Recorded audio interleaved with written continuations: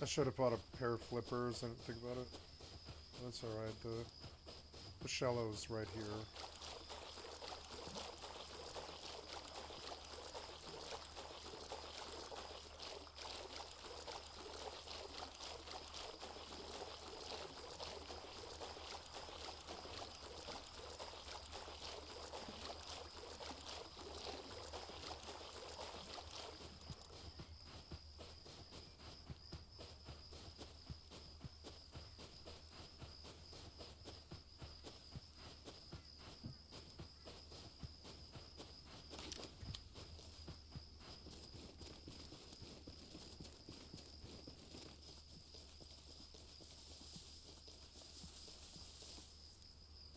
Can you pause outward?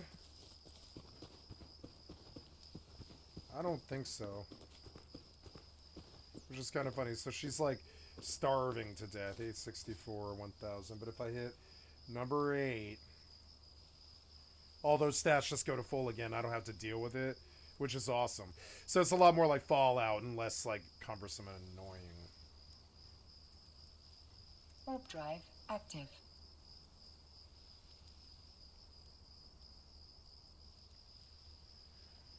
Cool.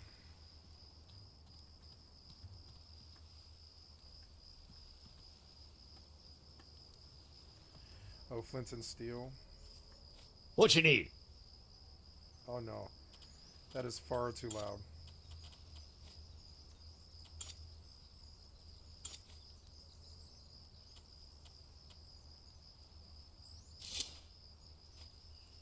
What you need?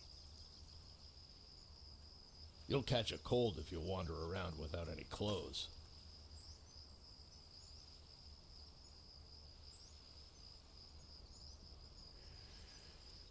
We're not far from home.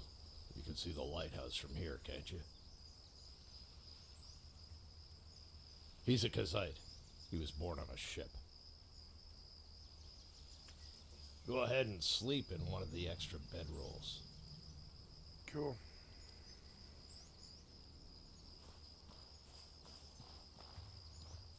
I love this fucking game.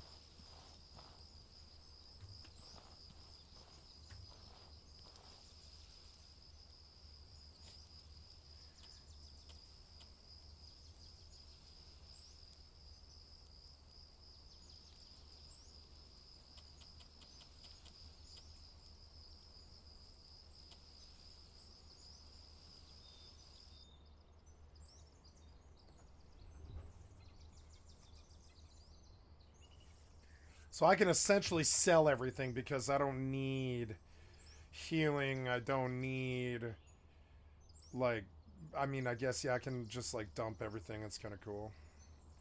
I don't want money to be a problem if I need to buy something, you know? I'll just, like, make 100 potions and sell them. Because I don't want anything to slow me down. I just want to see the content of the game. I don't have enough time to fuck around with a ton of their systems, you know? I just want to see what the game Warp is. drive active.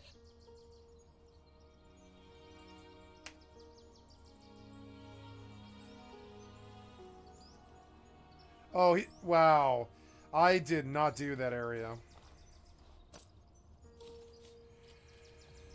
Worker boots. There's green worker. This one's got more resistances. Durability, cold weather, impact resistance, tattered attire, and worker boots. And we have green worker. I kind of wish it hadn't done that to me, but oh well. Who cares, frankly? I could start a new character. Oh, thank God there's a map. Unlike Mortal.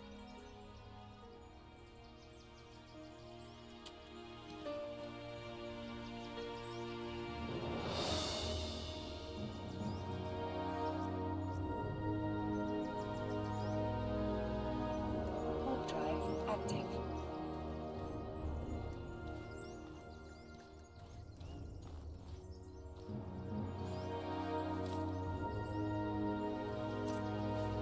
Venom satchel. Cool.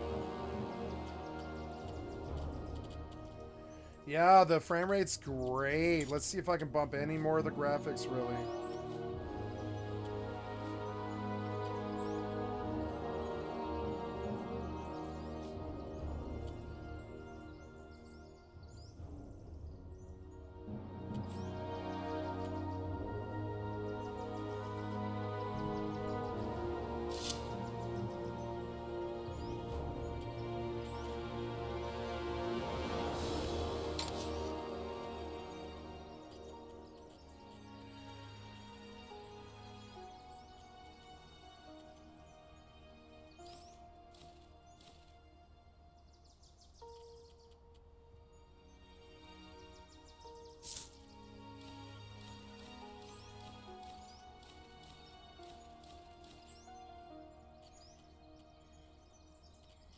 Cool.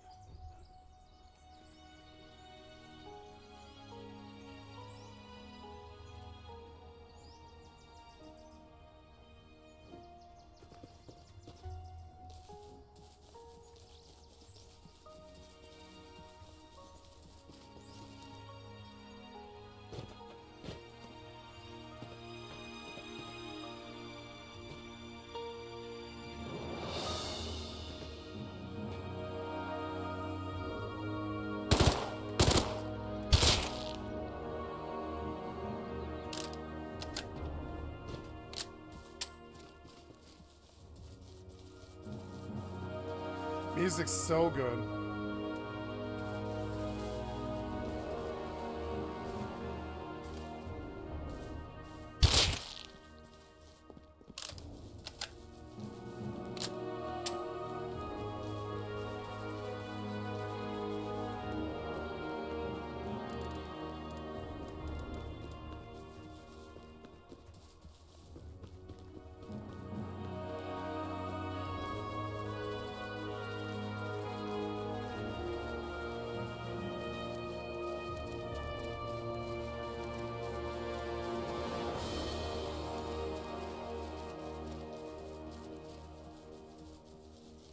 Where's the gambling car at?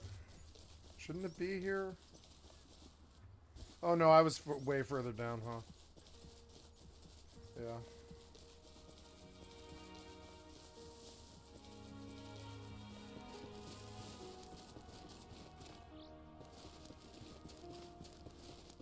Warp drive active.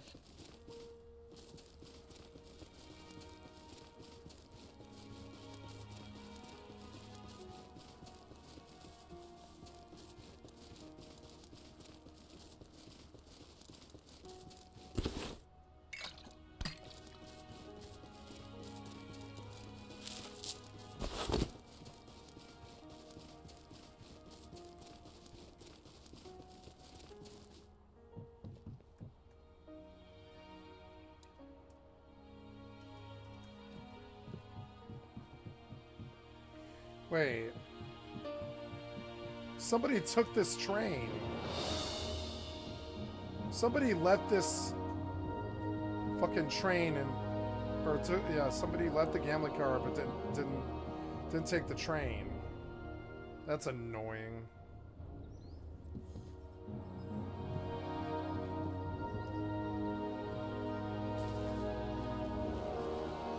I guess I can maybe get the other train.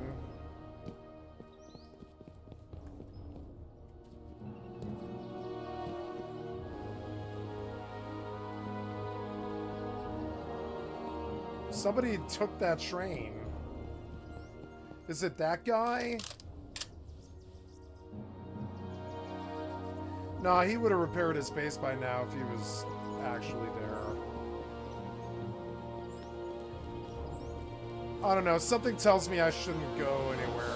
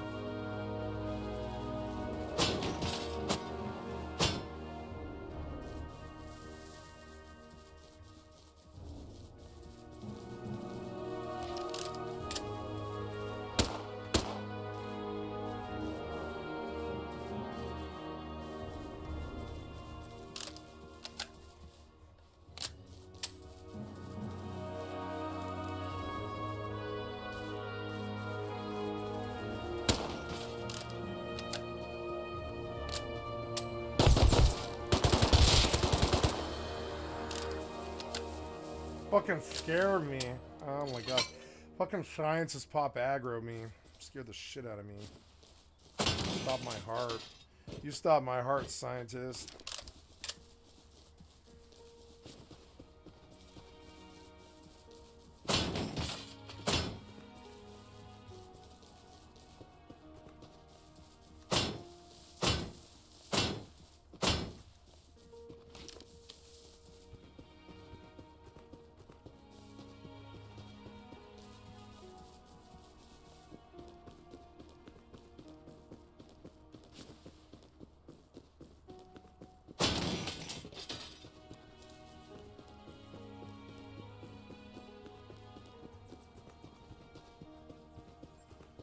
Beautiful day. I was hoping to find a mini heli today, but I did not.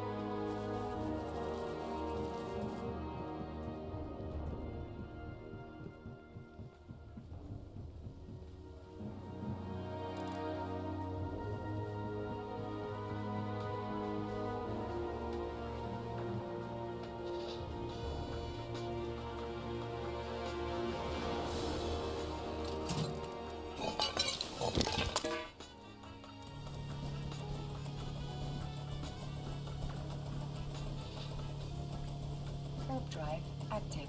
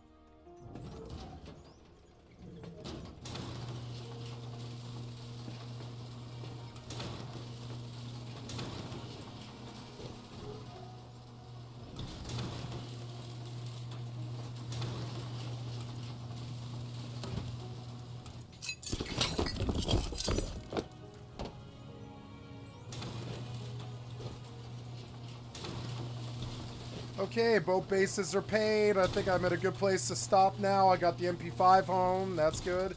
Got a lot of stuff done. So, yep. And we're going to play a different game now. Well, a different set of games now. I just don't know what. I was thinking either WoW or New World. And, yeah. So apparently that's the best one. Yeah. Yep. These are better clothes for me and a primitive satchel.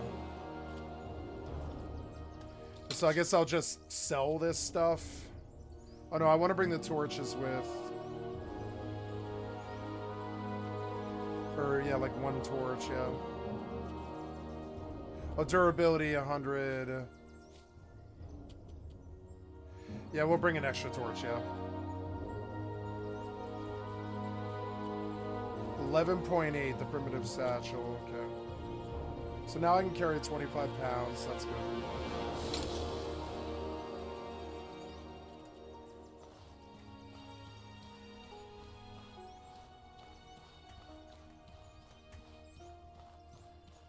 So this is my stash.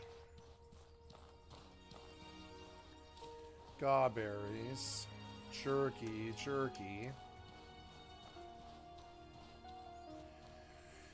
So yeah, I'm happy with my Rust progress. I paid my base and I've got 33 hours left. We will quit out and we will farm another game. I guess the WoW SoD is where my most interest lies, I guess. Even more so than New World, because New World will always be around, but WoW SoD, the new phase is coming in like a week. So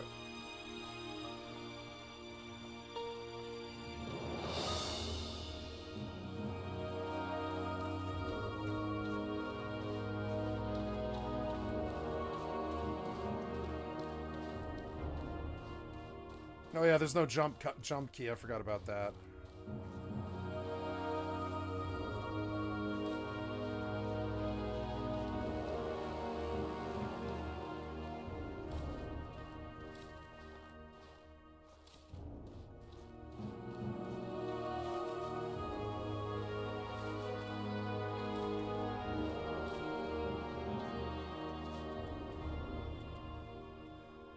Cooking. Oh, I know how to make ceviche now.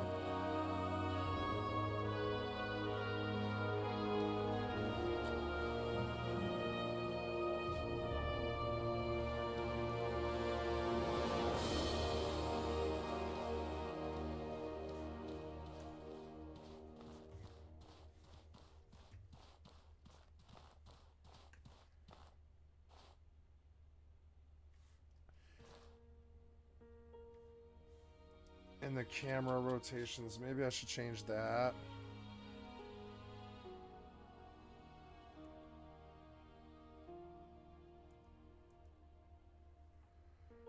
Okay, what's F3 do?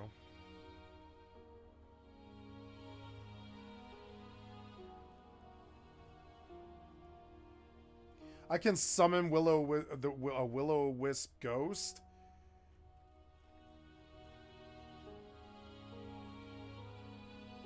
Fireworks. Dagger slash. Fire reload. Push kick. Summon Weber. Summon Will-O-Wisp ghost. Cool.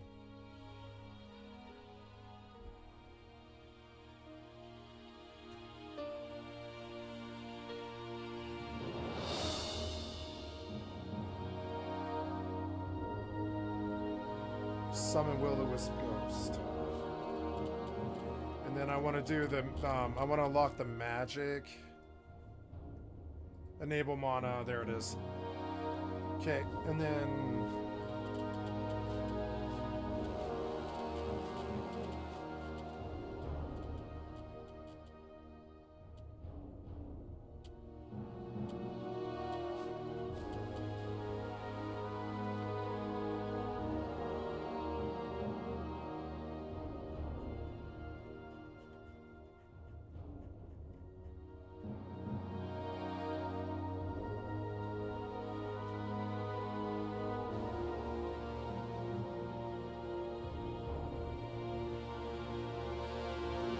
Oh, there we go.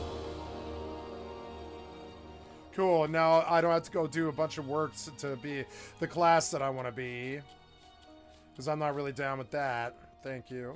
I'll play your game now, but first we go back to the skills. Yeah, but the skills aren't there.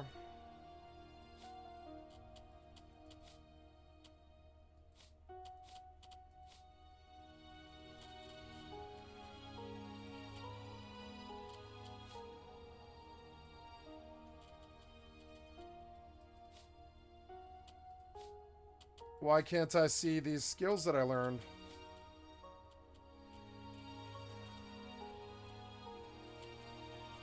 House Hippo, Summon Weber, or Fireworks.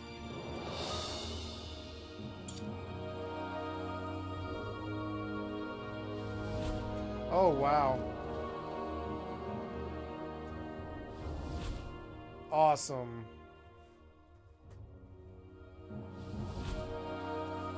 Now I kind of want to keep the skill. It's funny.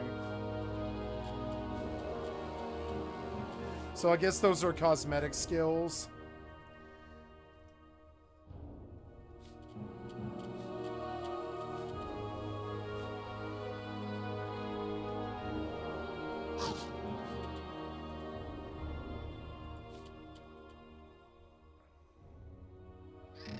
Oh, it's a pet.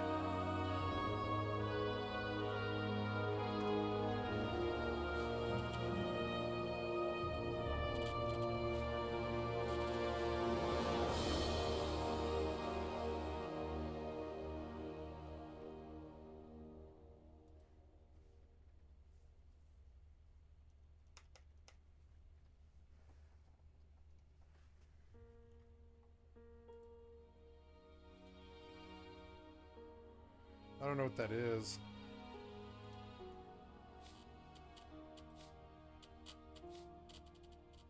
Okay, well.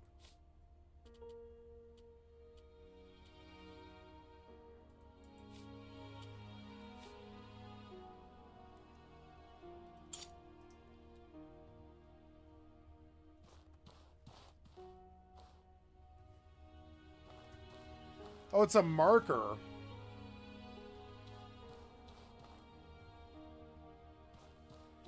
Cool. And it also gives light. Oh, cool. It gives light. I actually really like that. It's like a device that gives light in a really bright room. Yeah. So 6 is fireworks. Really bright light. Let's see what else. Let's see what the other ones are.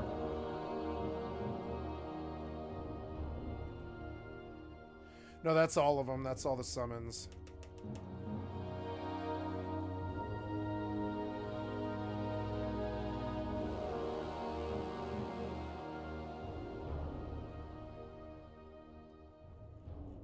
I can just learn everything.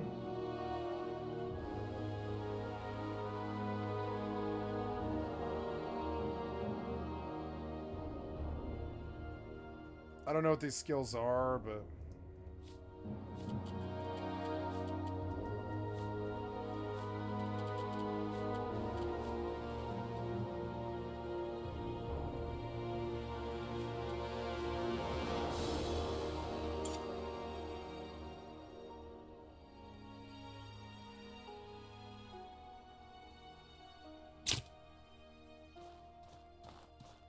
What the hell? What was it?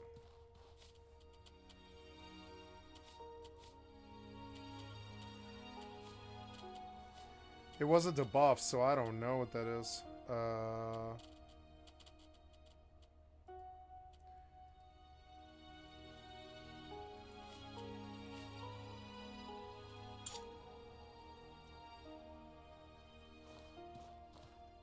No compatible weapon or ammunition equipped. Okay, I don't know what that is, but...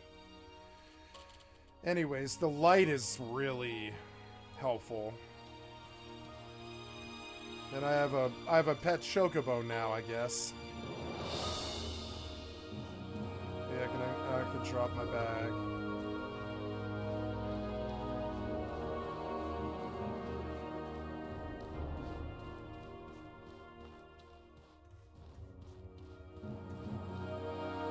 It is 2 in the afternoon.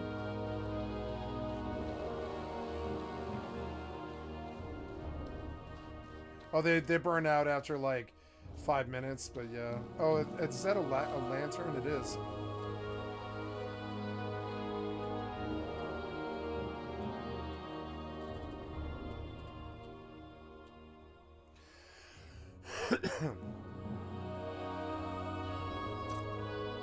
Oh, cool.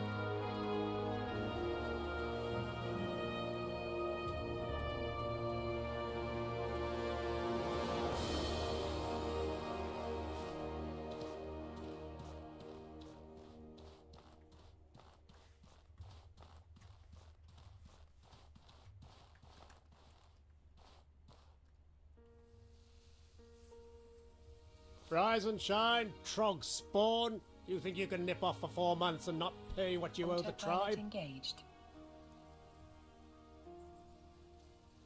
A blood price is sacred. You can't just If I don't see the money from you by the time I count to 10, you'll regret you ever Warp came drive home. Active. Yeah, you were on that ship too, weren't you? How many lives must your family be responsible for destroying before enough is enough? If you can't make the payments you missed, we will seize your home! Enough of this. 12 people are dead. Stop this shameful behavior at once. To threaten someone like this while the lost lives are still fresh is an insult to their memory. But, Chamber Lady Aberdeen. I said that is enough. If Oliel, see these people off, Approaching would you? Stargate. You heard, Mother. Away with you, or I will personally see to it that you get double shifts of guard duty. I'm sorry that was the first thing you woke up to. Please forgive them. Many of them have lost family and are not thinking straight. If I could do more, I would. The most I can do for you is declare a mourning period and buy you a little time. That gives you a few days to pay back the money. Once you can make the payment, come see me. Please find a way to make it work.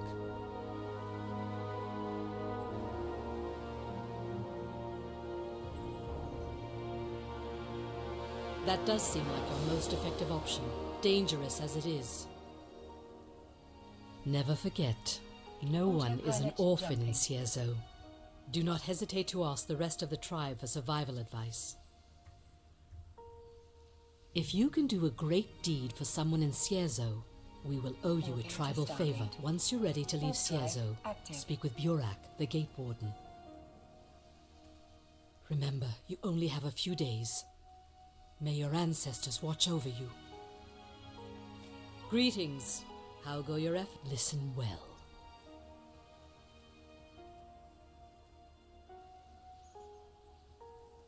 If you're looking for news, the inn is always a good place to try.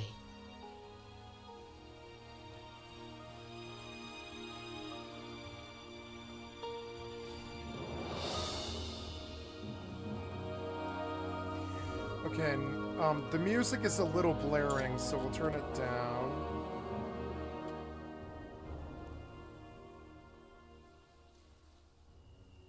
Music's good, though. Okay, so...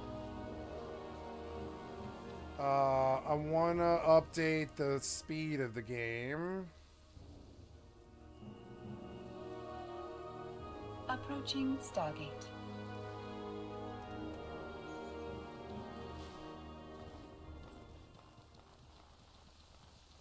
Perfect.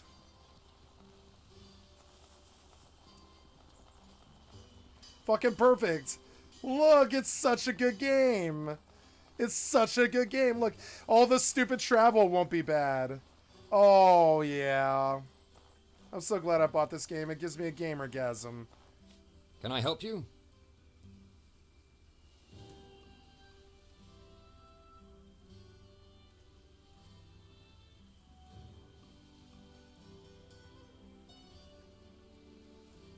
Carry on then.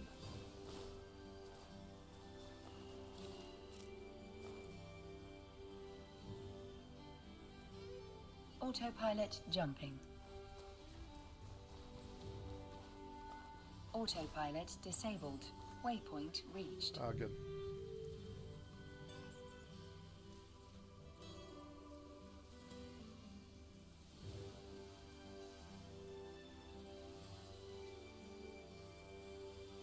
Warp drive active. Okay, now we're gonna change games and titles, and we're going from Rust Zombies to probably WoW SoD, I guess. Because I didn't realize, but the Rust wipe is gonna definitely affect my...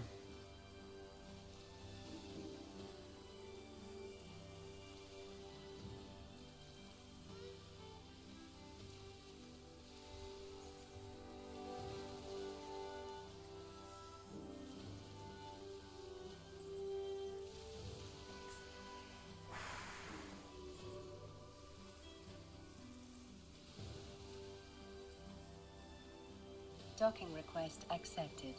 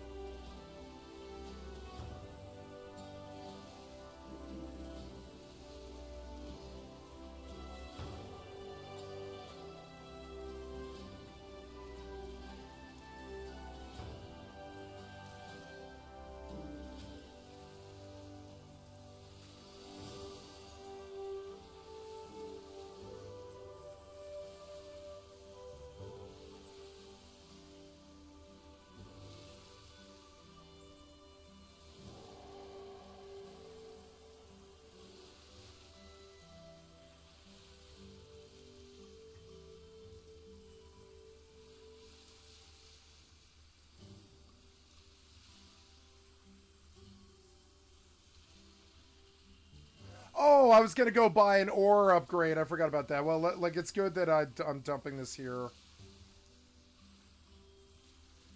Got 20 mil. That's not bad. I tipped out 10. It's fine. It was a nice, pleasurable experience. I didn't have to pay attention at all. So, yeah, and all the ore in the hold. All this stuff, I don't really see why I can't leave it here, frankly. I don't really... I mean, I guess the mining crystals might be good to bring. And the mobile tractor unit, but the rest of it... Yeah, those ice harvester upgrades and all that. So, I guess what I'll do is I'll take this to Amar, and I'll buy an ore ice drone. I didn't know that I could. So, I guess I went to the wrong place, which is unfortunate, but oh well. I can get out of this expensive ship for this, which is good. And just go in, or wait, maybe I need to go anyways. I think I kind of... Well, no, I don't, but, yeah, here, no, we'll just leave it in the miasmas for now, and, I will go in a faster ship to go grab that ice drone, and if I can't fit the ice drone, I'll buy a cheap ship to fly back with. It's fine. It will go to Amar. And I will buy ore ice drone.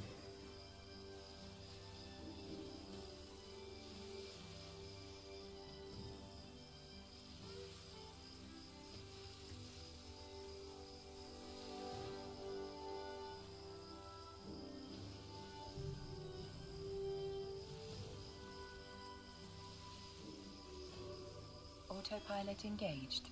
Okay, and now we're gonna load WoW. Warping to Stargate. And I will farm some WoW SoD because I need gold if I'm to have gear.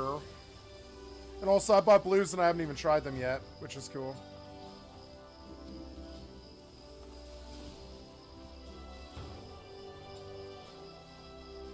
Oh look, she can run so fast.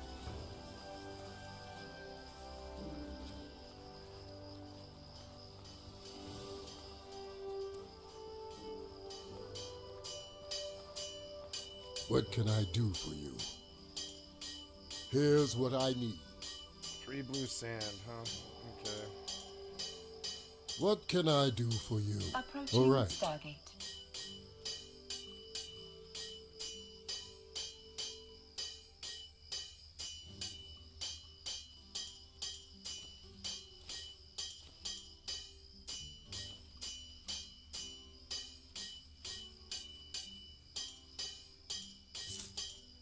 I love this game. Autopilot jumping. Now, I wish to buy a sword and shield, but they want me to farm first. And a fish harpoon as well. What can I do for you? All right. Warping to Stargate. Maybe I want a spear. I think I probably want a spear, actually. Yep, a spear and a bow. And I want,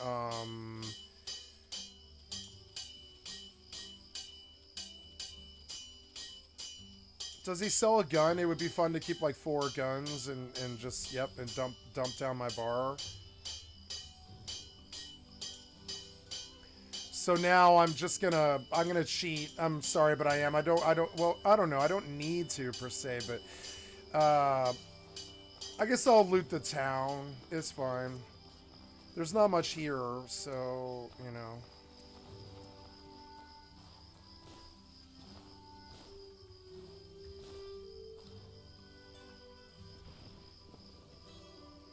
Oh, combat's gonna be so fun with the fucking bullet time. Is there something you need? Yeah. Approaching Stargate. I need this fishing harpoon for 20. I don't have enough, though. Damn it. It's alright. I didn't get any loot in that starter area, so I'll go look around. I think this leads to it. I don't know. I can't remember.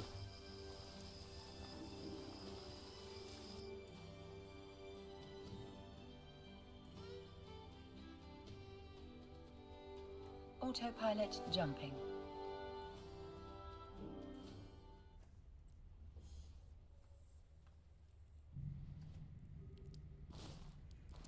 Look how beautiful the frame rate is and everything. Warping to Stargate. And when she, yeah, when she Drive normal walks, she active. normal walks. It's awesome. No, I don't want this, no. Get up.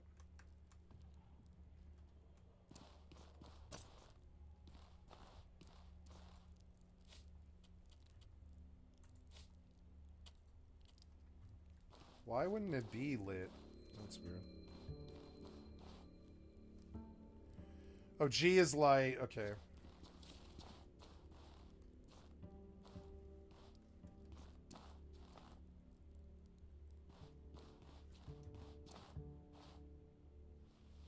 Approaching Stargate.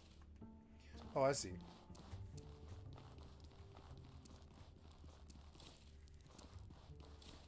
The music's so good. I'm gonna turn it up.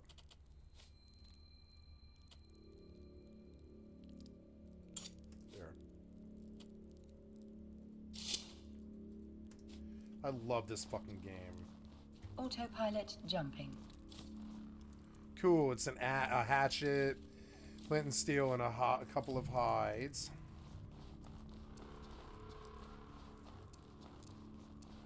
Warping to Stargate. Warp drive active. I guess I'll equip this hatchet and I'll do some work. Godberry's jam, cool. I can make Godberry jam now, but I'll have to make a fire. There's a mining pick.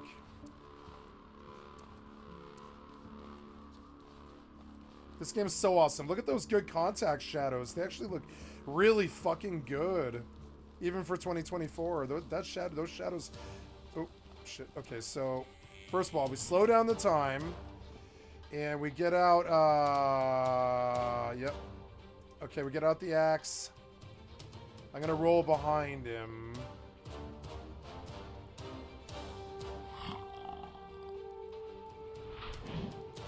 Approaching Stargate.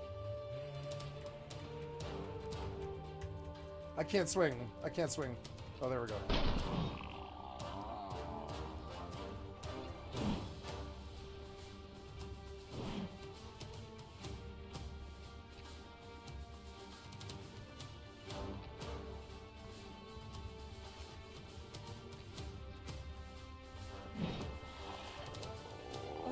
Autopilot jumping.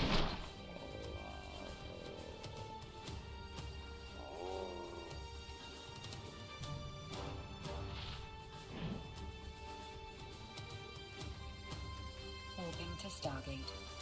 Warp drive active.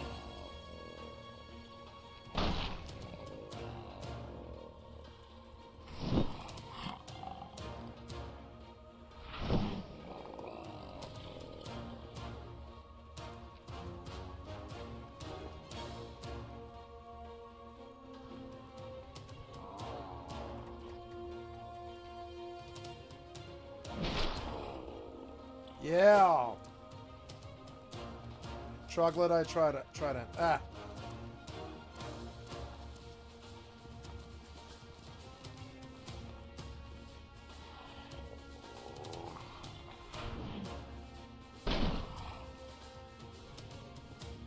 Approaching Stargate.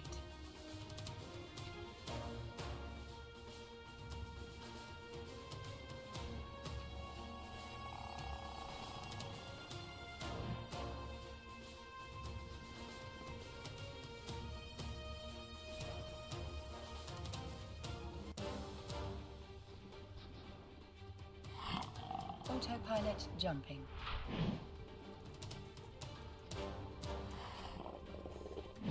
How did you miss?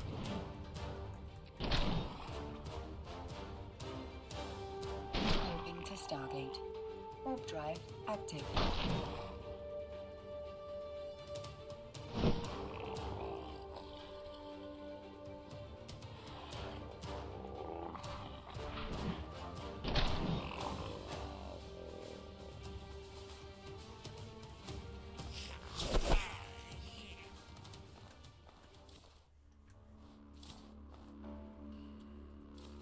Nice.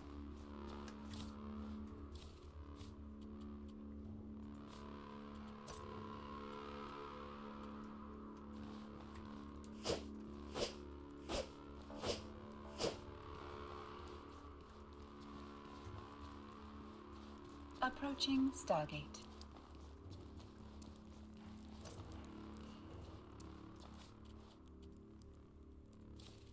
Oops. Weapons. Assigned to quick slot 2.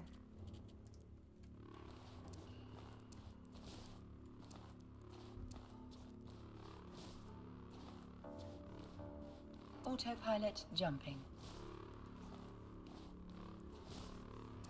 So the speed.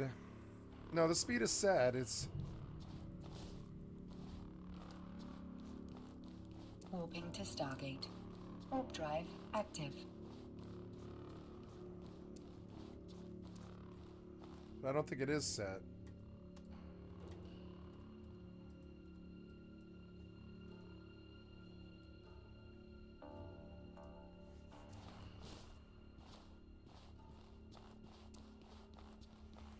Maybe she just can't run in here because it's like dark, I guess.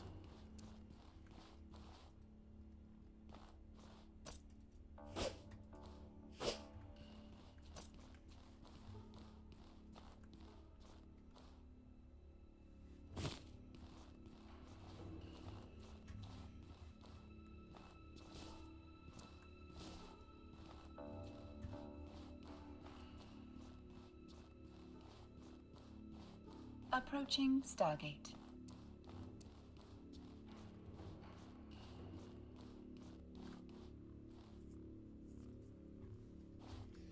Yeah, that's fine.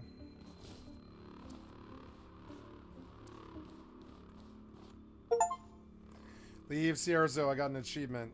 It's not. It didn't unlock. It didn't disable achievements for me. That's very good. I'm gonna play this game. Autopilot jumping.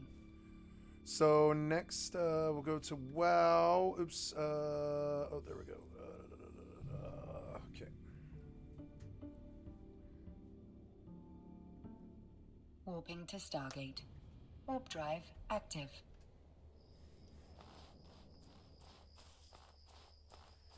She can't run.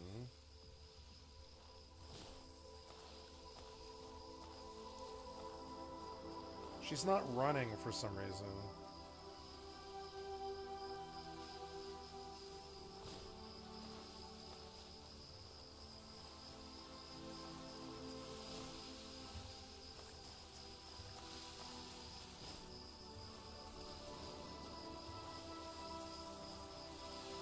The beach is awesome looking.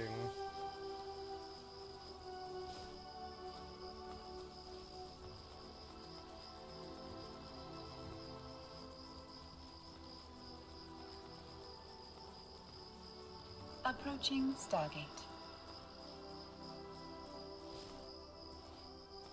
There's a creature down there. There's like some bird or something. Oh, it's about to be dawn, I think. Wow, look at the sky. That is the best fucking night sky I have ever seen in a game. It's moving too. That is hands down the best star sky I've ever seen in a video game. Hands down.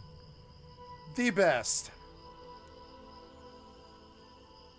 Warping to Stargate. God, I wonder if I could turn my card back to 2560 if it would play these games. I don't know.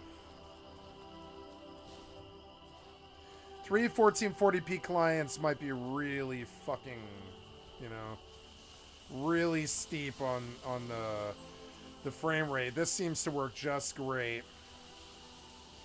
Oh, I love this game. It reminds me of Sonic. Look at it. It's such a good game. It's an RPG with a real run speed thing.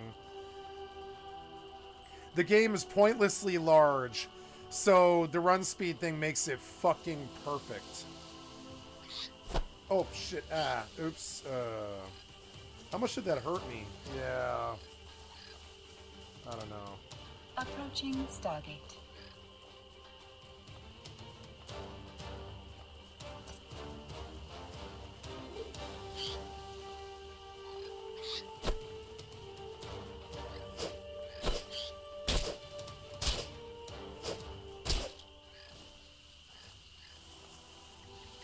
Why are you running in the water? No.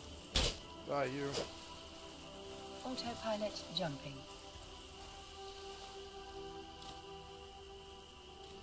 Five is a bit extreme. Run it back to 2 now. Like before, she wasn't running, but now she is. Warping to Stargate. Warp drive active. Oh, I love this game. Oh, ouchies. Yeah, that's no good. Ouchies. No good.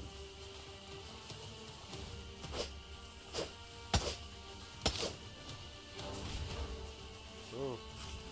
Oh.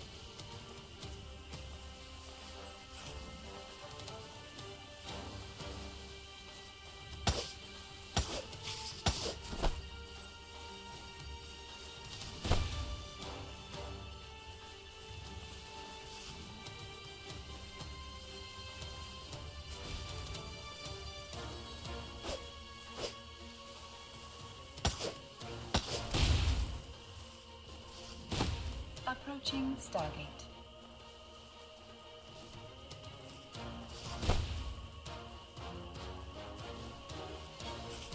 Ah! Why do you keep rolling into him? Stop that.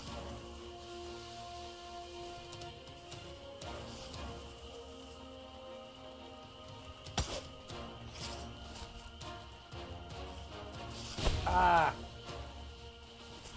Ah! Autopilot jumping.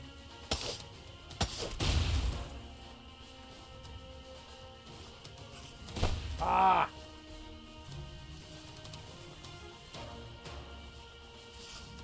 Warping to Stargate. Warp drive active. Oh.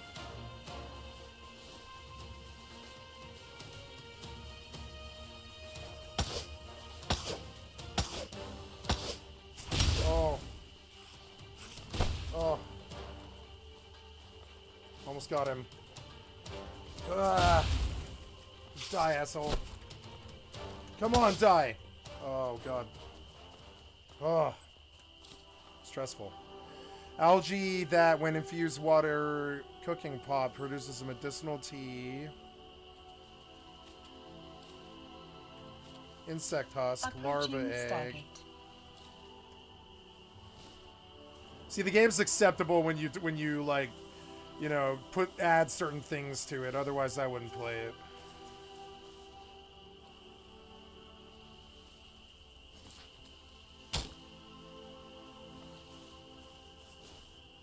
That's what this thing is? Autopilot jumping. No.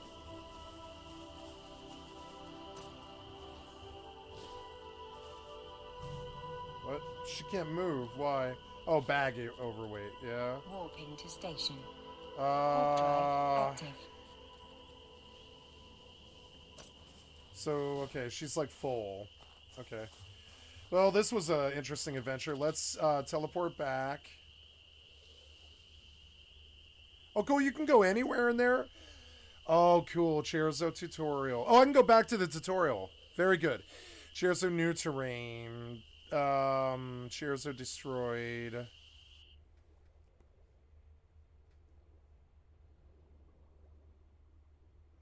Look, I don't even have to do the run back either, which is also really toxic. They shouldn't make you do that either. I'm at the auction house. I am. Wow. Okay, let's see if I made any money. I doubt it, but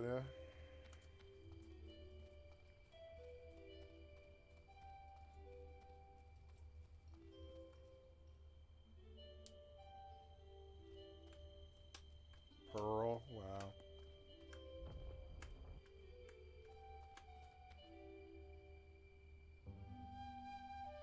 Docking permission requested. Docking permission requested. Docking request accepted. Those cloaks just won't sell. Oh, I don't know. I made some sales here. Let's see. 13 gold, not bad. Let's see what I got. Waypoint reached. So, my place. Yeah, hey, cool. Oh, cool. You can just warp right to the stash. That makes the game playable. They should have added it right from the start. They're like, you can play it all super hard like us, or you can add stuff to make it better, and they should have. Yep, the hatchet. I don't know what it's for, but I think we're gonna bring it with. We could read the wiki about what hatchets do. Old lantern. The stash doesn't have a limit, does it? I don't think so. So I don't need water skin, bird egg, bread. Don't need any of that stuff. I'll just sell it all. Gawberry, grovel beetle. I don't want to deal with the item implementation system. I just want to see the content. Improvised bedroll, flint and steel, hide, insect husk, wood, ammonite, and silver. Right now I have 38 silver, but it's heavy, so we'll just dump it all. This is flint and steel, but yeah, I just want one. There we go. Yep. And all the rest of it, I think. Oh, yeah, the torch. Yeah, maybe we do want to... Oh, no, I already have a torch in my pocket. Yeah, it's good. Maybe the lantern's better. I don't know. Let's see this old lantern.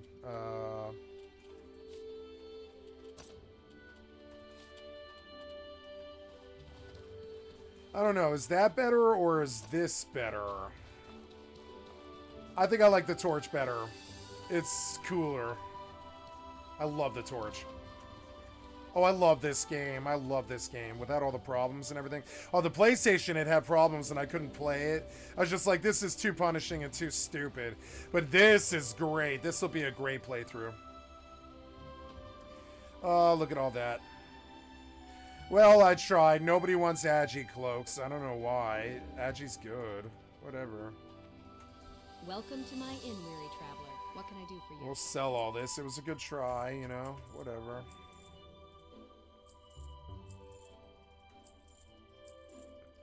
It was worth a try, but I couldn't get any buyers. It's unfortunate. But I mean, I had to do the enchants anyways, so...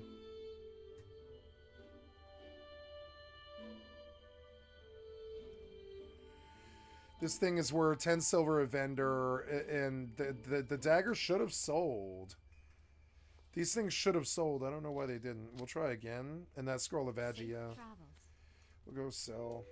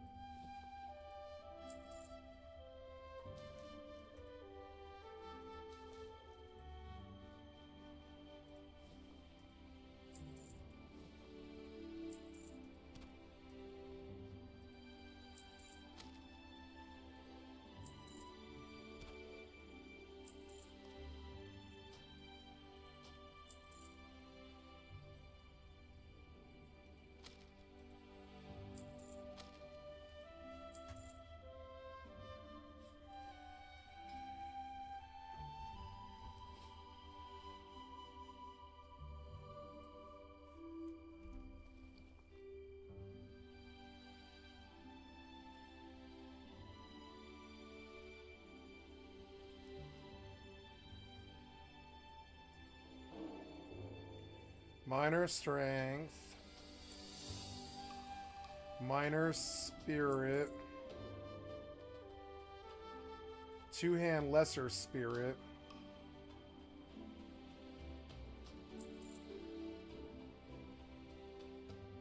Lesser spirit. Bracer lesser spirit.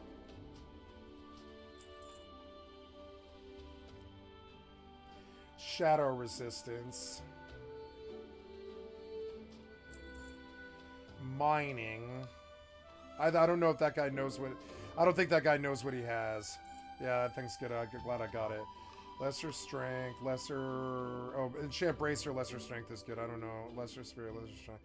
Enchant shield, lesser protection. 74 silver. I want to buy that. And then boots, minor agi is super good, actually. I didn't realize I could get that. So, yeah, we're going to get that. Minor agi for gold, definitely. I was blew like 3 gold on enchants.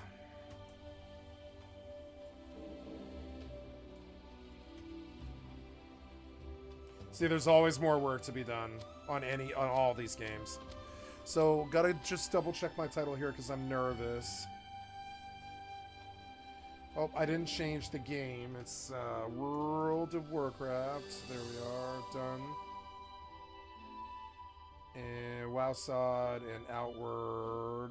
And the game didn't change on this. It's supposed to be WoW. Yep, save. And there we go. Hey, I'm getting a few views here and there. Right on, right on. And so, cool. Enchants.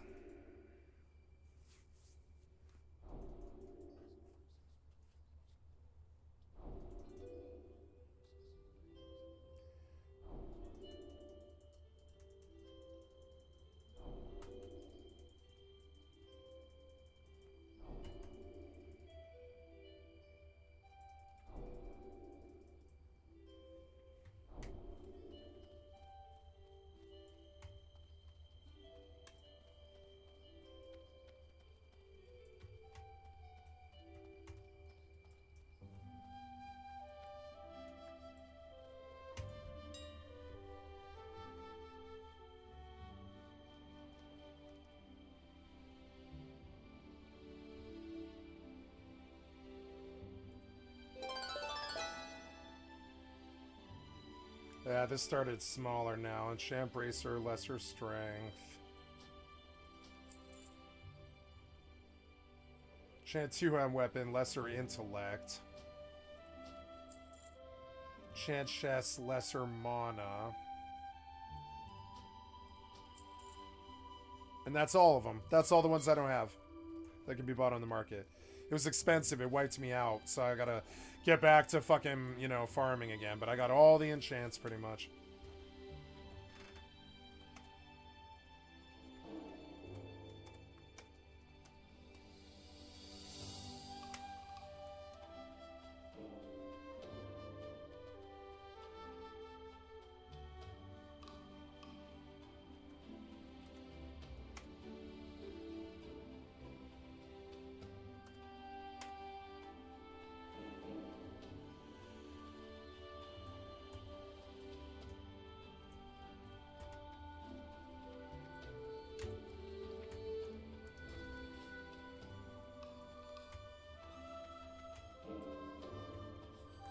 Welcome to my inn, weary traveler. What can I do for you?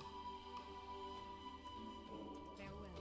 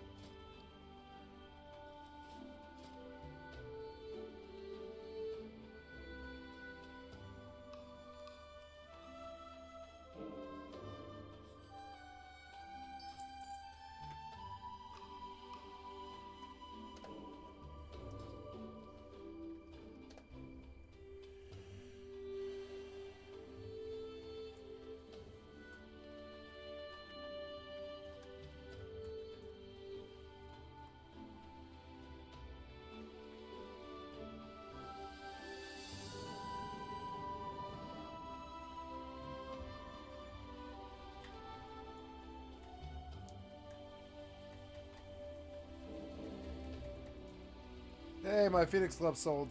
I made 15 silver just standing there. That was good.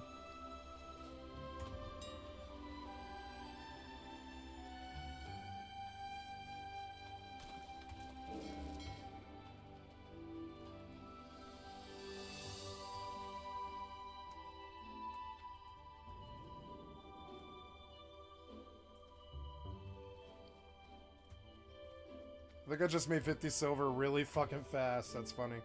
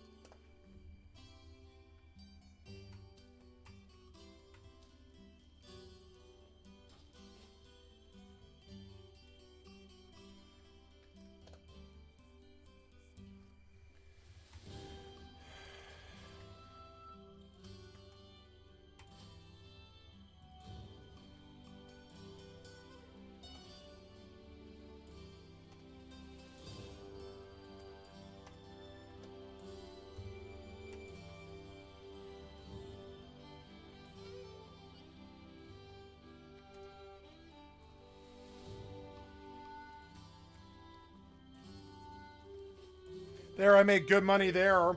Made really good money there.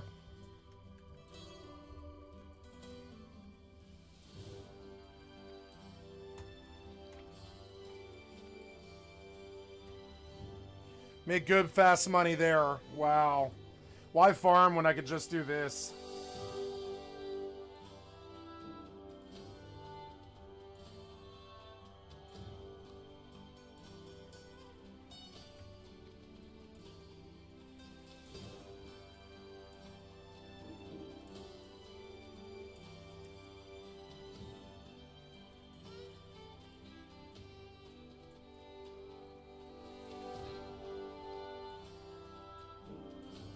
I'm gonna make a macro.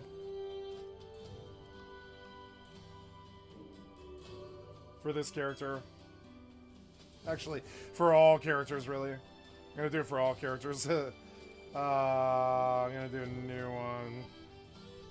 Enchant add.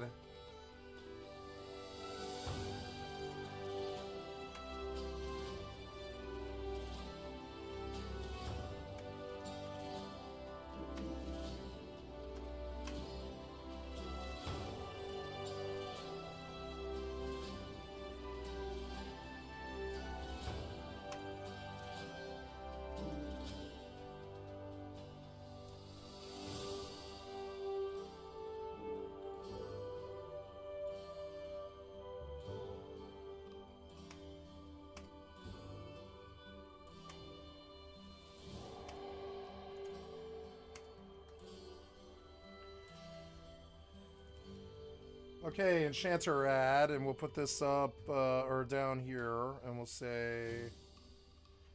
We'll go to the bottom and we'll say...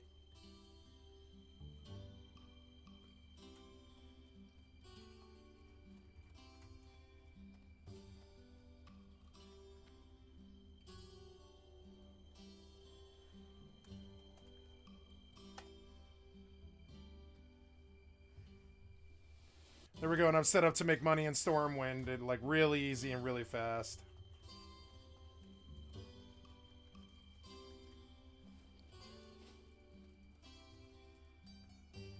That guy's bank is a main.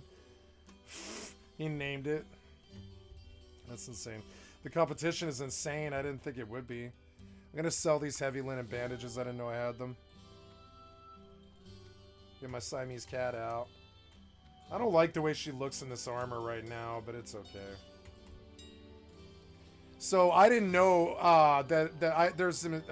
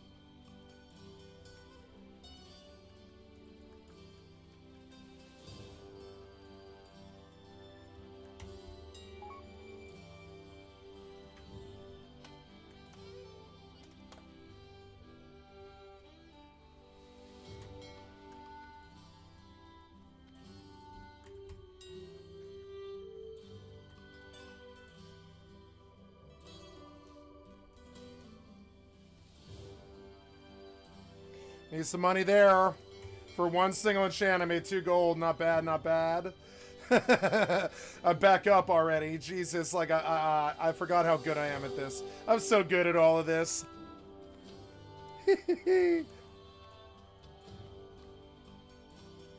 I suppose I should have kept going, but I was also like, I can just teleport home. Yeah, like, who cares? I'll just dump all that stuff and come back. I need a better bag, like, right away.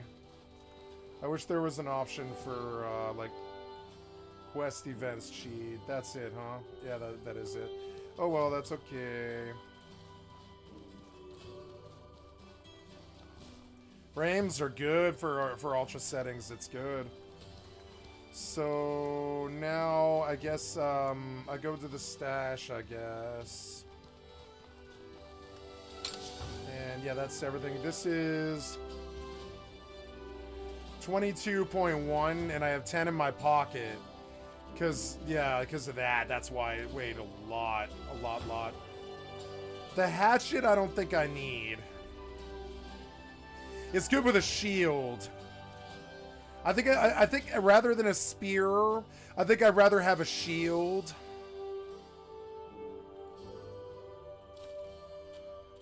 I like the spear. I like the trident, and I'm gonna keep one of every weapon. Is what I'm gonna do.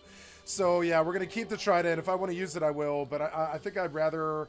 I think I'd rather just sell potions and buy like a sword and a board. And not even worry about farming. I just want to see the content. I don't want to farm this game. If I wanted to farm, I'd go play New World where the game is endless and all that. I don't want to farm this game, so I'm going to cheat a little bit just so I can get down the fucking path and start playing the game, you know? I have no interest in learning. I'm not going to main this game. It's like a side game for me, so I'm just going to blast through it and, you know, learn it as I go, but first thing I want to do is I want to make potions. Potions, right? Yeah, I want the health, right? The mega health potion. I want like 10 of them. Yeah, make like 10 of them. What can I do for you? All right. All right, I'm gonna sell you these. That's 18 silver, I guess. Okay. So I need... Yeah, I don't know. Like, yeah, confirm transaction. I don't know what would be worth a lot, but let's do... We're going to do a lot more. We're going to do, like, yeah, those Mega Health Potions, right? Yeah, the Mega Health Potion. I want to make, like, 200 of them. Or, like, a stack of 99. That'd be okay. What can I do for you? All right. Okay, so I want you to... Yeah, that'll be 18 silver, I guess. Oh, he doesn't have enough? Okay, at 18 a piece, 5 would be 100, 50 would be, 5, oh yeah, 5 would be 100, so 10 times 5 would be 50, I can sell 50 of these.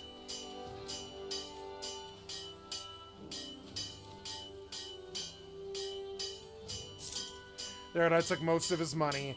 I'm only going to do that once so I can get started and not have to go farm all the fucking time. So this I'm going to drop. I'm just going to drop these now. Yep. And they're there if I need them. And now... What can I do for you? All right. I'm going to buy one of every weapon. I'm just going to buy everything he has.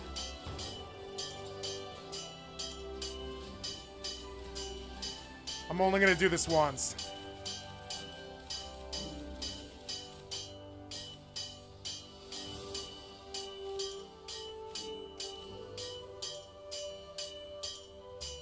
Oh, I don't have enough. Okay. What was super expensive? Was it that? Yeah, that was some of it. But no, this isn't enough? How is this not enough? Wait, that spear maybe too? Is that enough? Oh, I don't have enough silver. How much does he want? You're not... Oh, 4270. Never mind. Why is it 4270? That's insane.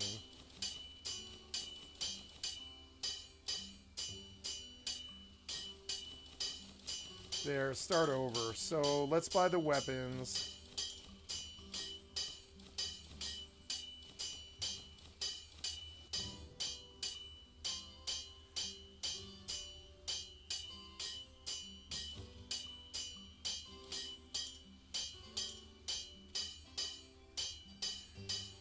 Confirm.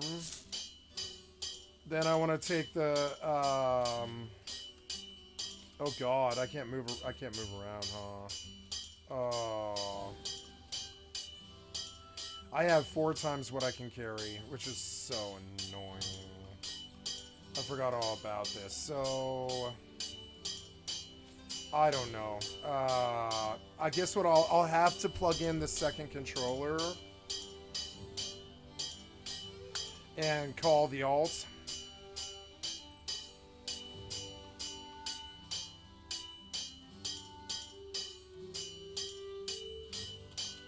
Start split screen.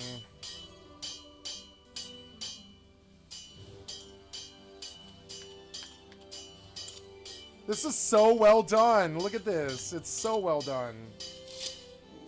And look, I can just bring my alt in, right? And she can pick up this whole bag that I've got. I can just drop the bag, I think. I can go B and drop the bag. And she can equip it. Now she can't move, but it won't matter. Now I can go and I can say, or well, I think I want to go stop the split. And then I'm going to go run over here to the stash. Where's the stash at? See, look, the run speed is something that they don't get right. They don't get the run speed right at all. But they got it right by opening it up, which is good. Well, I can't get that hammer sound out of my head now.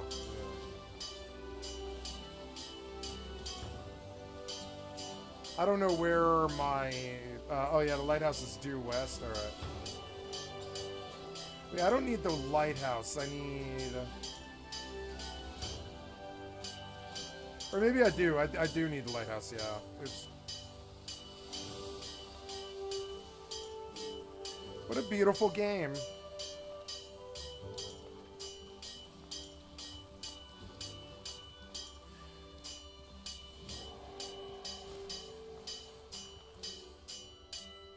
I'm gonna have to log, I think, because it's like glitched. It's annoying.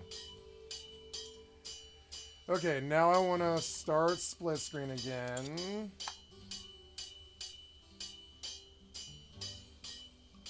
And then I want to continue. Yep.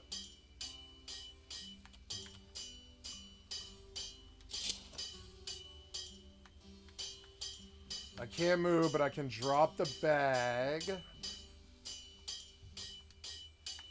But I don't know what button it is.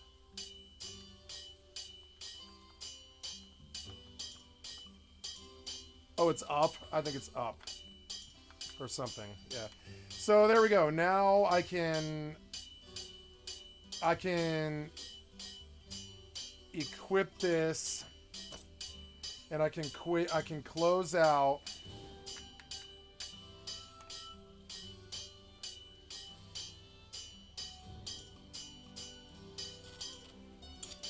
There, and and that character saves, and now I look at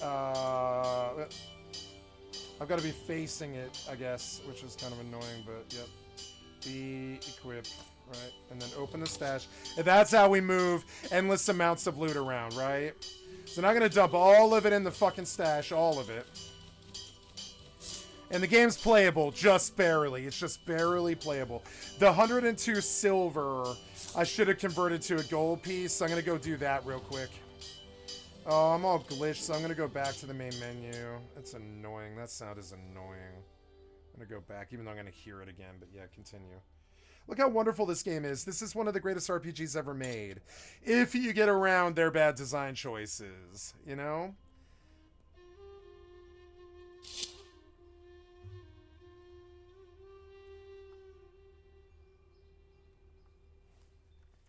Yep, and then we just shut off the controller. I probably won't need it again for a while, so I'm going to save the battery. Good.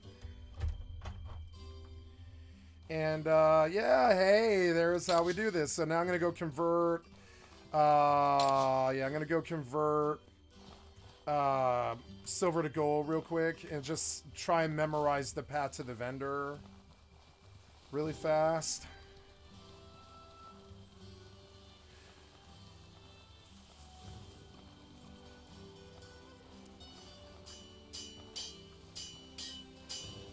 What can I do for you? All right.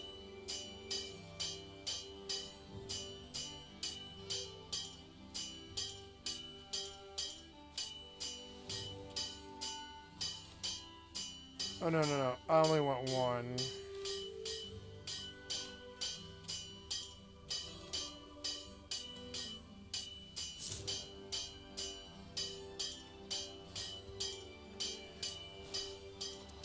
And now I can move gold around at the same fixed price. So it's just like a way to reduce the weight of the money. It's like that doesn't weigh anything. It's 0.2. So that's another way I can do that. I want to buy him out, frankly. I want to buy out the first vendor. I'm not going to do that again, but I want to buy out the first vendor and use his sets. So we're going to go... Yep. And then we're going to talk to him. What can I do for you?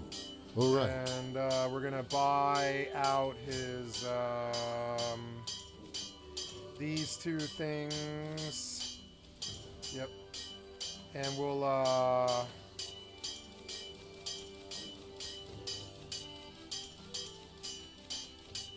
right?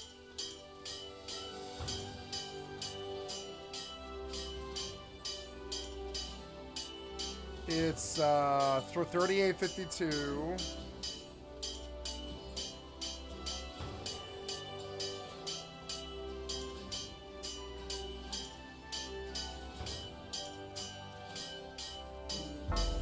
Oops, what's this?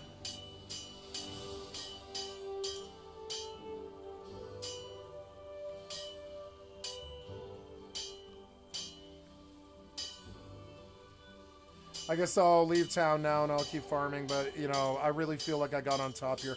I want to just check and chance one last time, but yeah.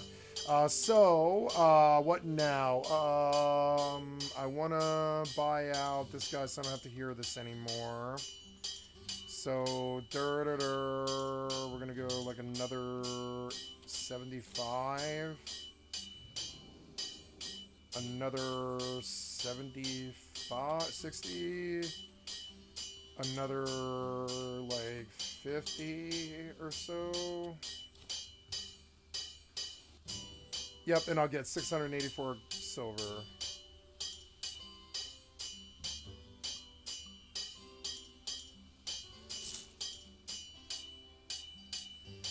Good, and that's how I will get around starting the game really slow.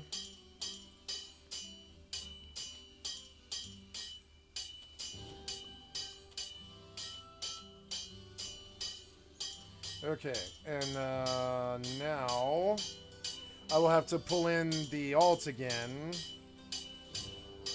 but that's okay. I will pull in the alt again.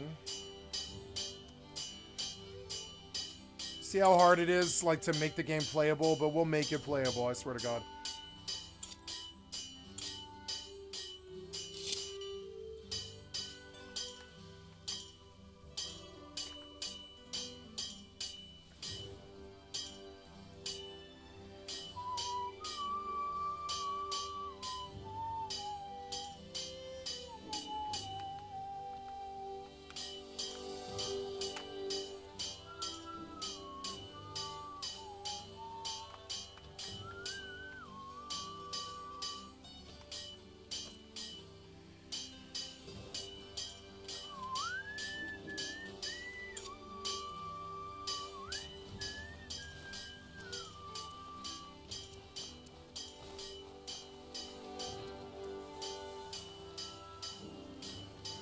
That vendor is glitched. It's so annoying.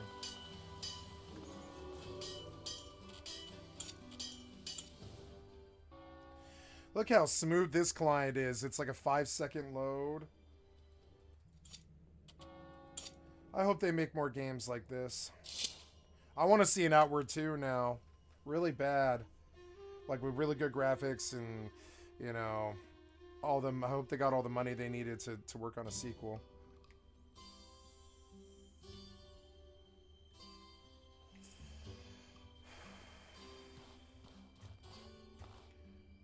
Okay, then we go split screen again. So smooth. Why can't all games do this? Your inventory problems are stupid.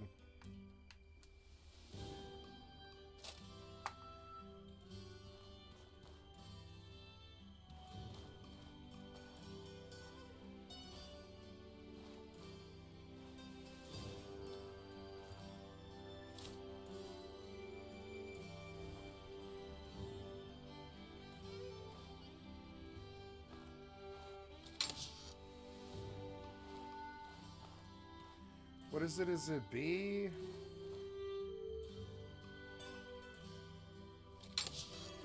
Okay, and here's all the rest of this crap.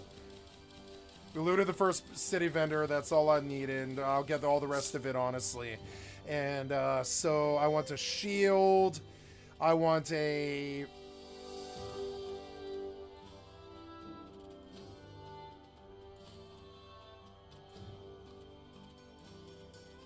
I want a sword, but he doesn't. So yeah, iron sword. I want a sword and a shield, and the arrows, 45 arrows, and a bow, and half plate armor, half plate helm. I wonder how fun the knuckles are. I wonder if they're really fast. But we'll see how the sword and board goes. And what else? So we'll equip this stuff. I'm done with her. She can stop the split and turn off. I'm going to turn off the controller. Yep, that's true. It has.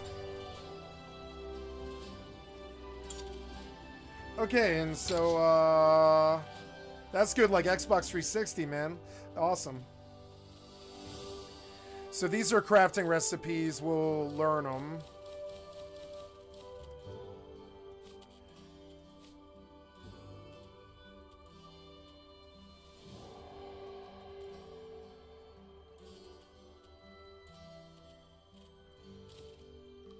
There, and I got some armor, which is good, and a bow, which I would like to put on a great slot, or a quick slot, I mean, yep. And, yeah, and then my primitive satchel, yep, and, those are bullets, 12 bullets, yeah, but I didn't buy a gun, did I? I don't think I bought a gun.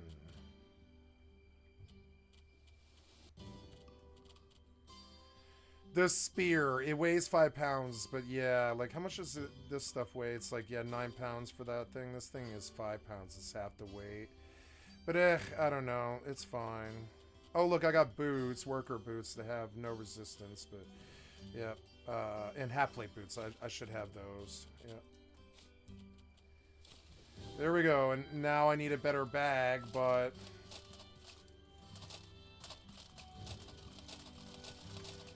There we go, and let's fire the bow, because I've never done it before. Ooh, yeah, I like it. Cool. And we'll just see how the action is out there. So, now, we have a loadout, a torch, and we don't have to worry about stats, because I can always just refill them. And we will go fight.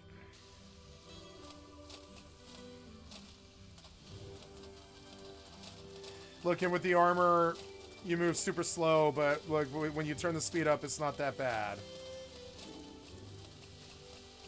And a lot of their stupid game restraints that don't need to be there are removed, and, you know.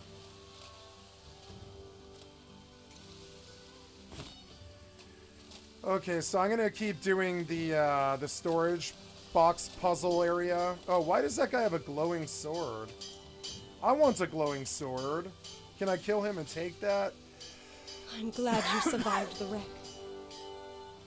Rufus commissioned it for me as a going away present. But with the shipwreck, it wouldn't be right to leave so soon. I have faith in you. You'll pull through. Always strive to be better than today. Oh, yeah, so... to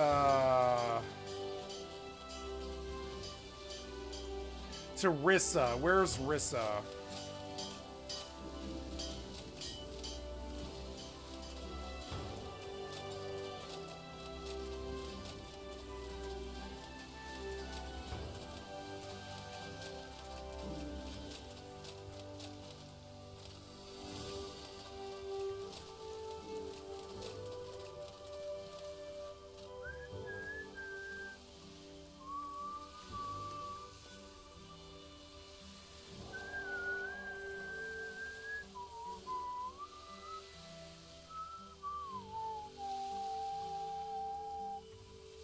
I want Feed of the Lynx. I should monitor the price of it before I leave Stormwind.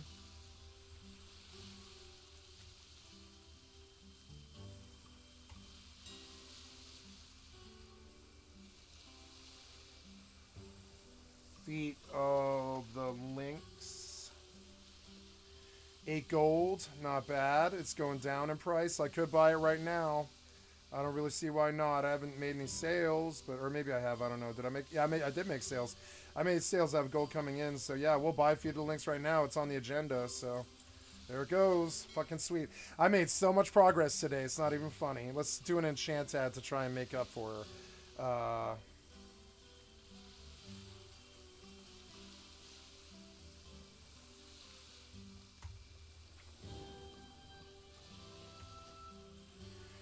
Oh, and then I'm also going to enchant my boots, which I might not be able to afford. But at least now... Oh, I think I probably will. Well, no, I might not be able to. It's alright, though. Feed of the Lynx is such a big upgrade, dude. Such a big upgrade. I'm going to hit so much fucking harder. Look, I got like 4 new blues, right? Yeah. I can hit so much harder now. It's going to be so nice.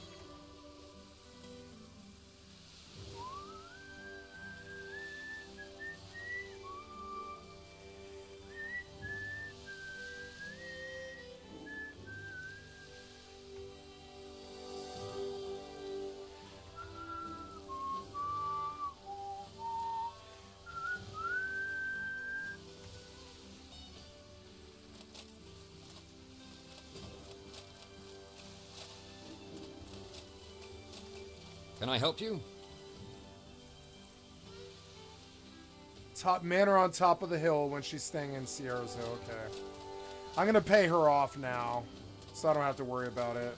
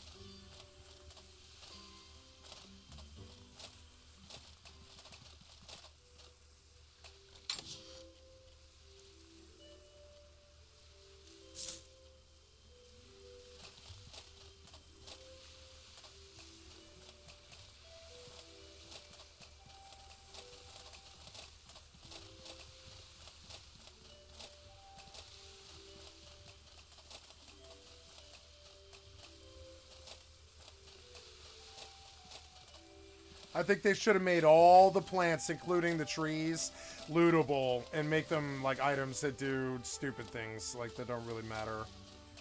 I really don't like looting the berries. It takes way too long. That was something the New World did way, way better. I think New World was actually influenced by this game a lot. That was, damn it, that made me overweight a little bit. That's annoying. It's a felling great axe. Wow.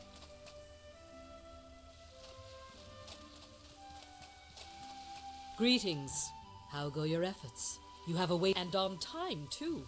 I'm impressed. I'll see that this money gets to the... Oliel and Izan are leaving Ciezo.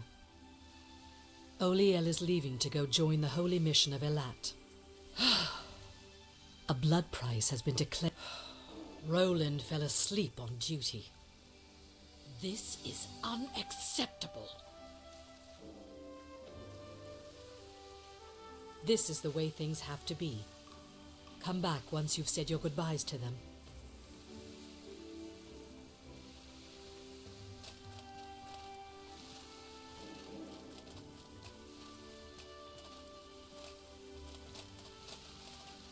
I lost frames there for a second. But not badly. Not in a way that I even discern, really.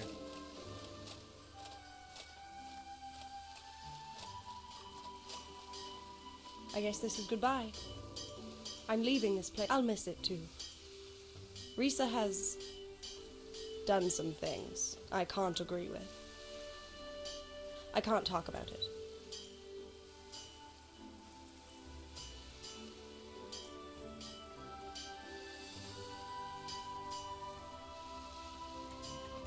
These great beasts know paths that you can't find on foot. They'll get you there fast and maybe show you something new at the same time. Where is it you would like to go last? For just a few coin, my griffins can get you there faster than even the swiftest horse.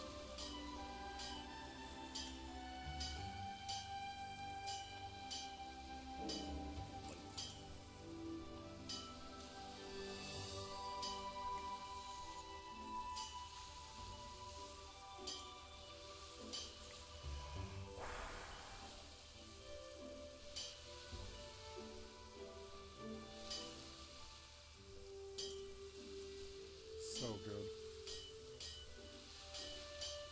All right, listen.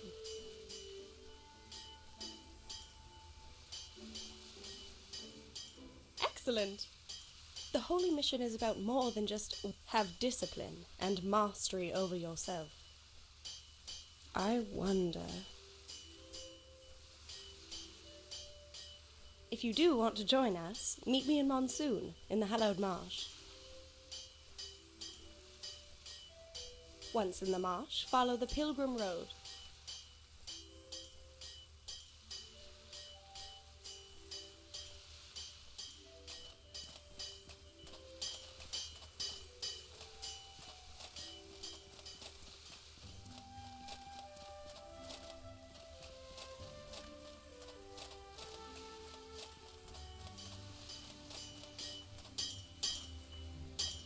Blessings of Elat upon you.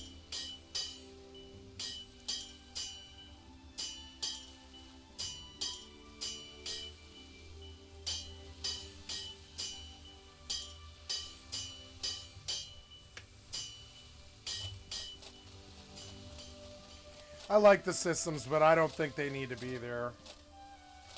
If you don't want them. Hey there! Oh my god, this lady has all kinds of fuck all potions. Oh wow.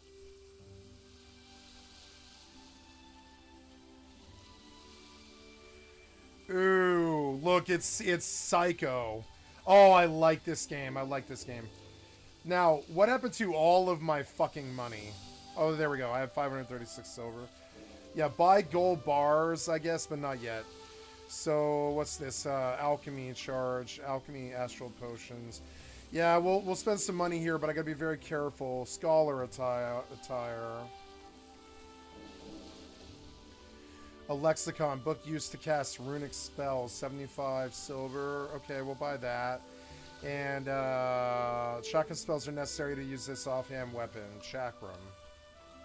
A scholar circlet.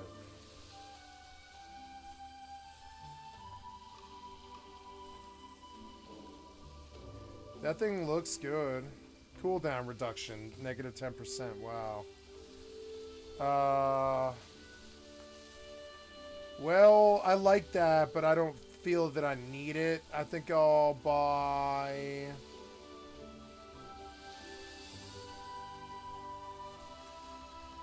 I'll buy...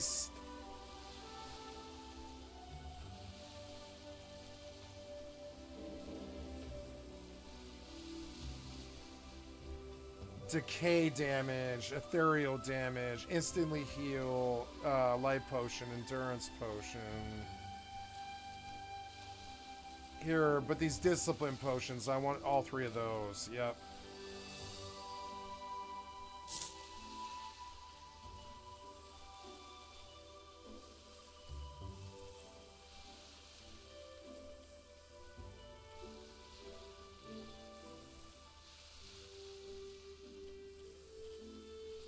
These might be good, but I don't have the space. It's annoying, and I don't know.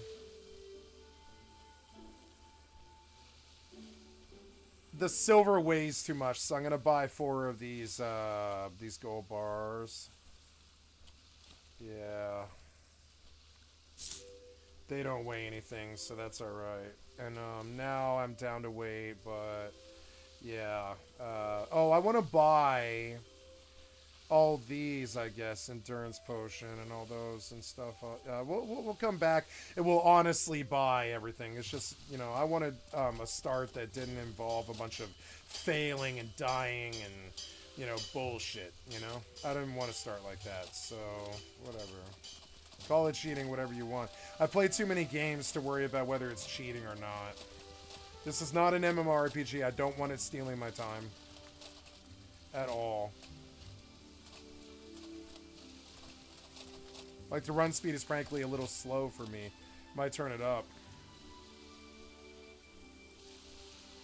We'll try a 4. Yeah, we'll try a 4. Yep.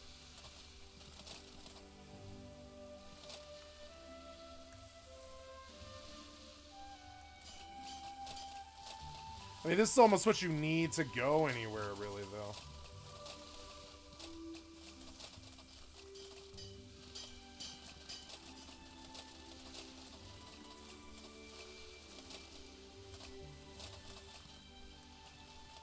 Wow.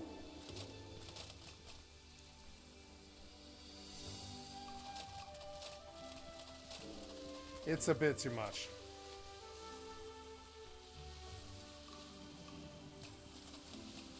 Yeah, that's good. That's a good run speed.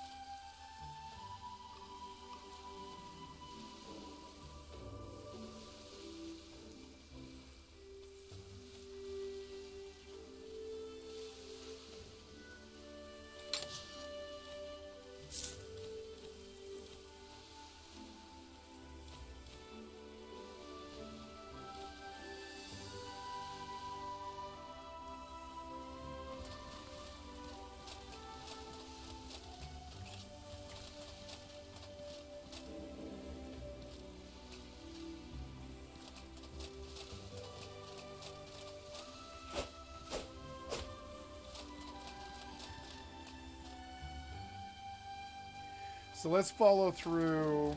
Oh no, I need a rest.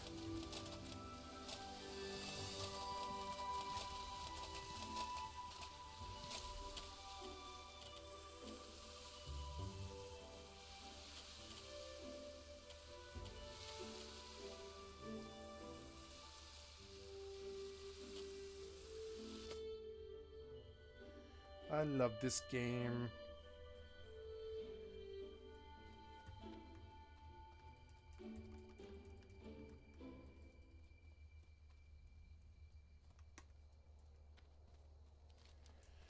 There's money. I didn't have enough to enchant my boots, but I will. I'll just let it stack up. It's fine. Oh, shit. Yeah, I haven't even thought about EvE in a long time. Where am I? I am currently in Amar. Sweet. So, let's do some EvE stuff. I like the house music. The house music is so good. So, but you're running, and I don't want that. Whoa, how did you come in here? That's a scene. Anyways,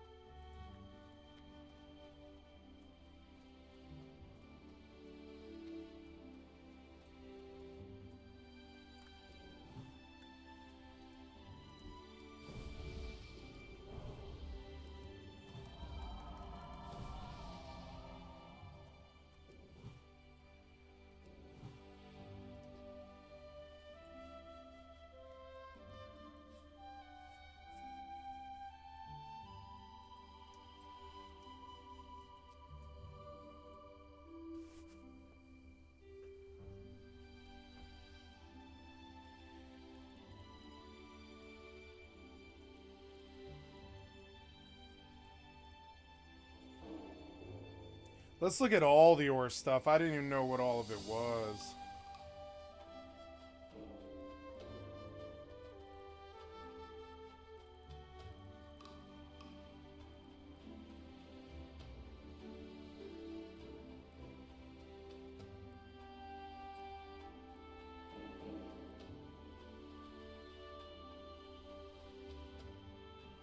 Oh, you can get an expanded cargo hold? Oh, wow.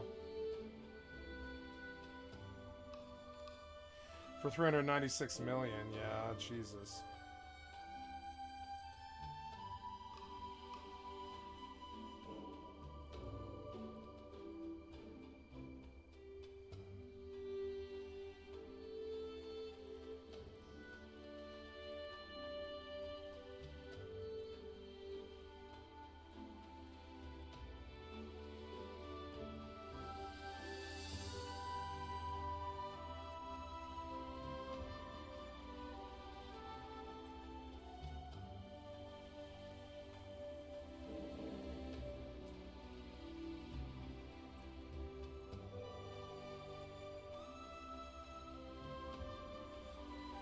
Well, I know it's a drone. I'll go find it. I don't know why I'm having trouble.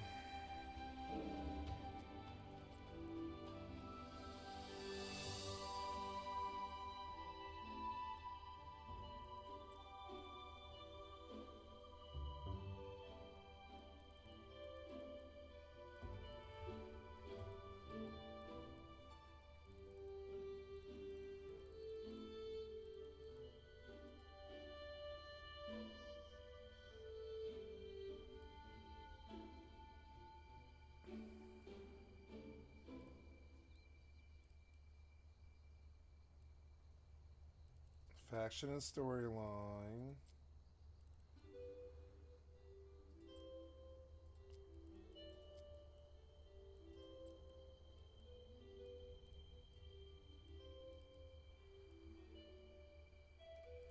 Now I'm going to Google it because I can't seem to find it. It's weird.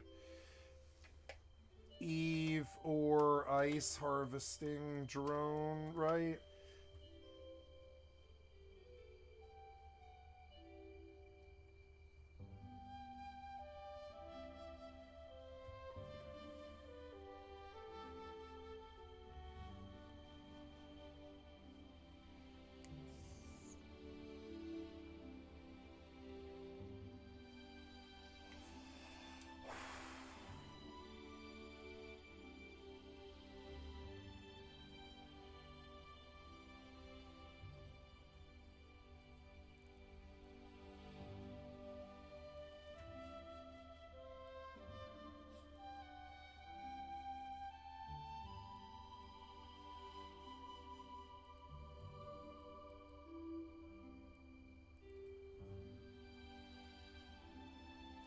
There it is. That's what I'm looking for.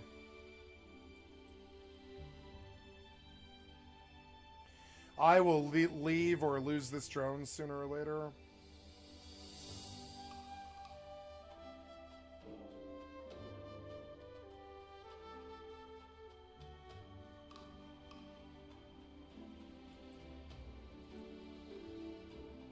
Let's see how long I can manage to keep the drone is the first thing.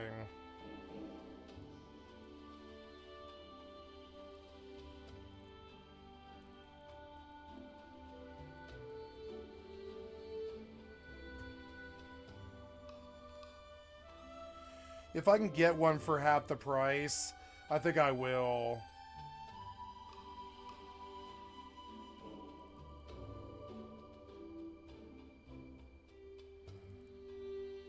Let's go back to the EvE Trade Tycoon. And we'll go look for excavator ice.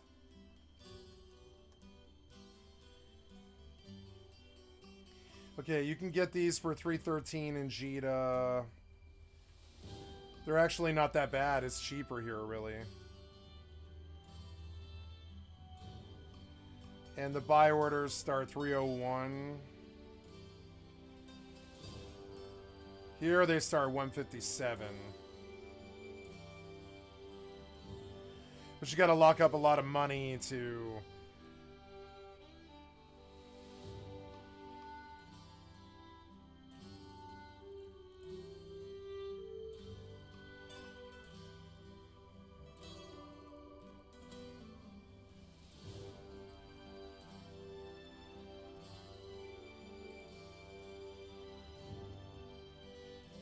I think I'm gonna splurge and see if I can buy this.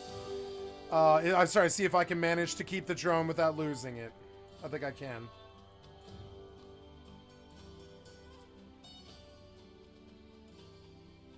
Wait, this takes 1,100 units of space.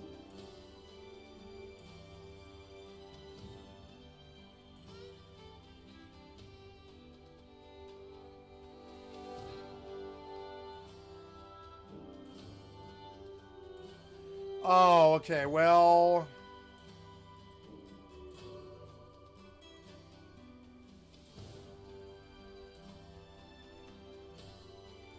I made a mistake.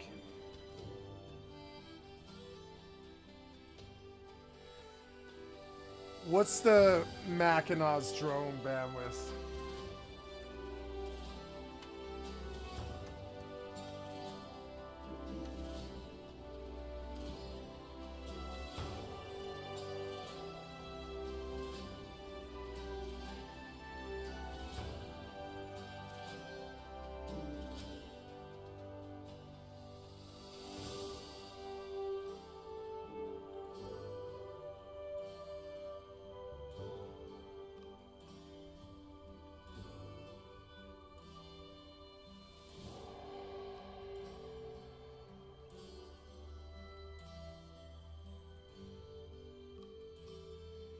Damn it, I lost a lot of money on this. It's kind of annoying.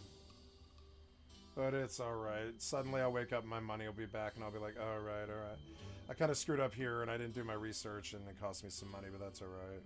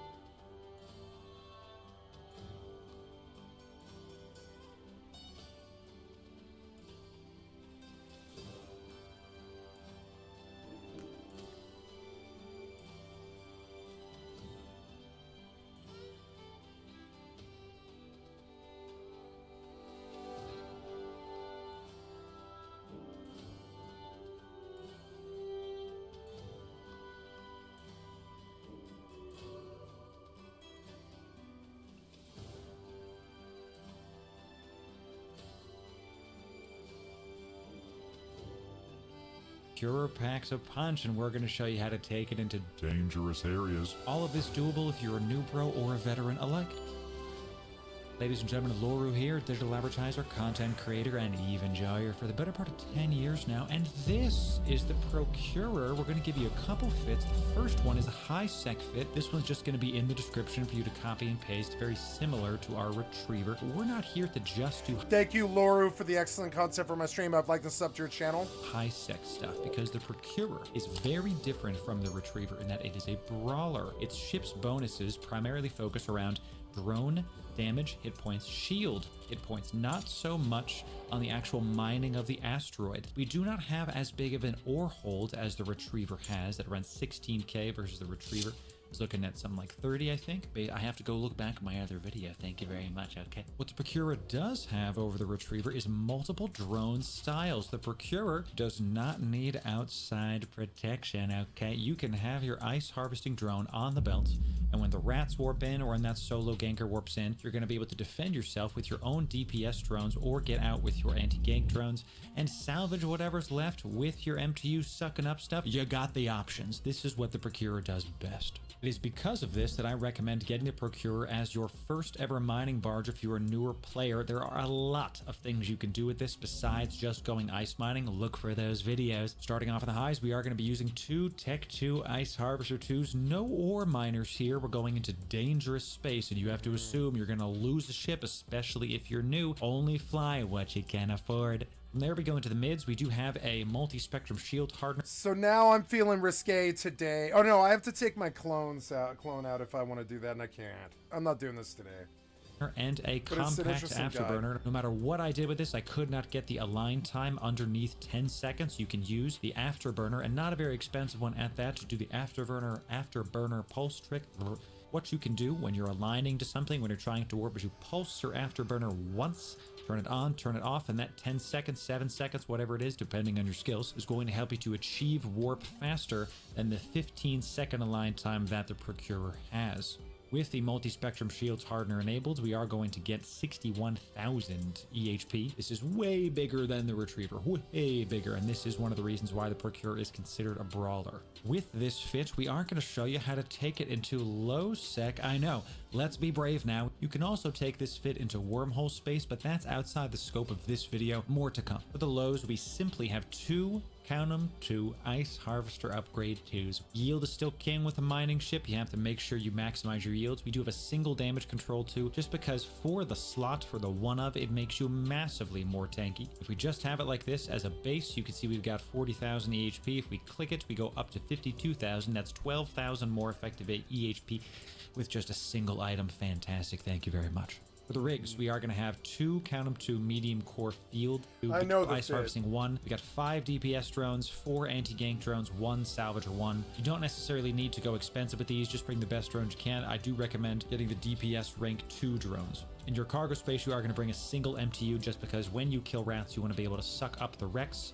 Have them close to you, that way you don't have to be taxiing around it. This is a slow ship. We only go 247. You got a big booty. All that armor, look at him though. One of my favorite things about the Procurer is how beefy it looks. It's got all the shields on the other side. I love it. Indeed. Now that we've talked about the fit, we're going to talk about how we're going to use this and how you're going to set up your own low-sec staging ground. First thing you're going to do is find the ice. We talk about this in our other videos, but you go into the agency I'm going to tab, get something go to drink home, real quick. resource harvesting. I can't leave the video running, so here we go. I'm going to pause it here for a minute and come back to the WoW. We can watch, WoW.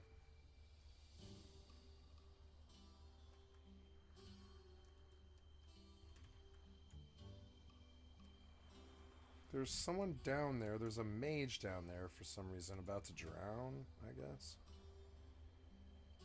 It's kind of odd.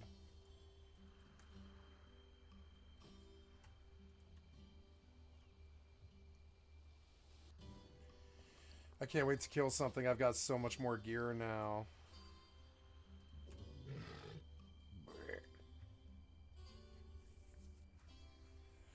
I do want to go get something to drink, and I will. I can just stay down here if I want, so whatever.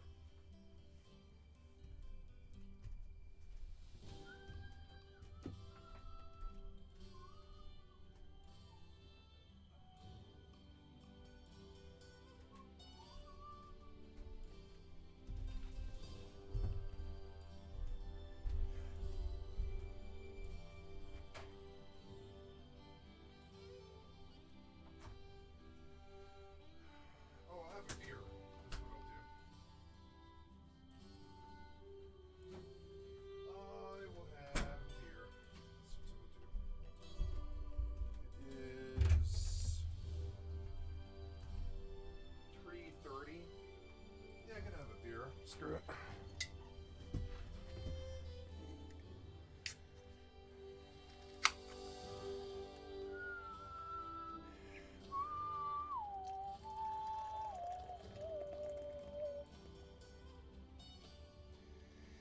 Ah, it's beer o'clock. It's beer o'clock. Beer, proof that God loves us and wants us to be happy.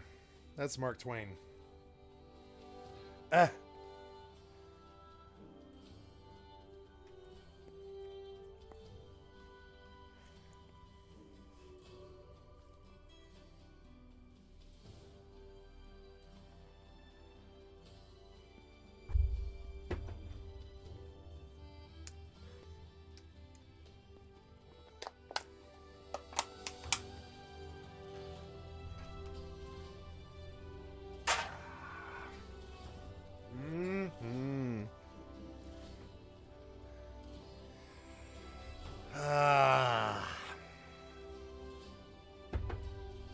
Here's to my man.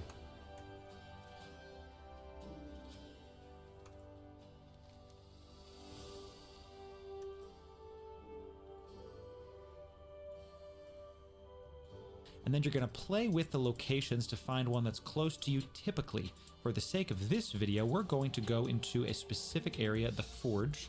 This is close to Jeddah, and find an ice belt that's in low sec. I found this one, OB, sure. You're gonna right click it, show on map. This is gonna pull it up on your map. Now follow me here.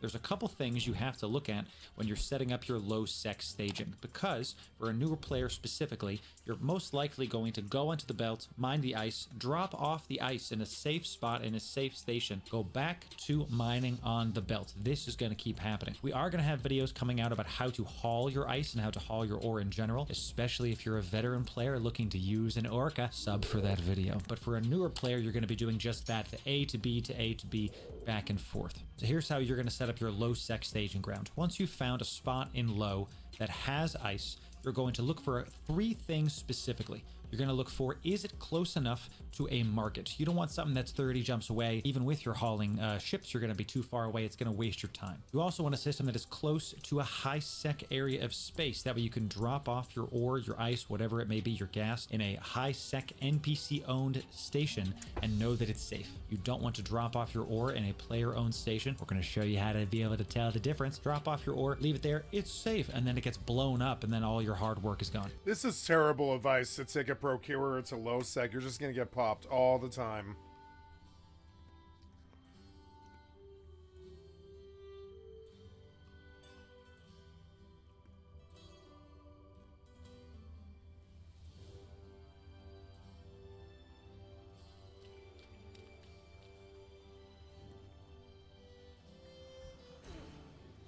Oh.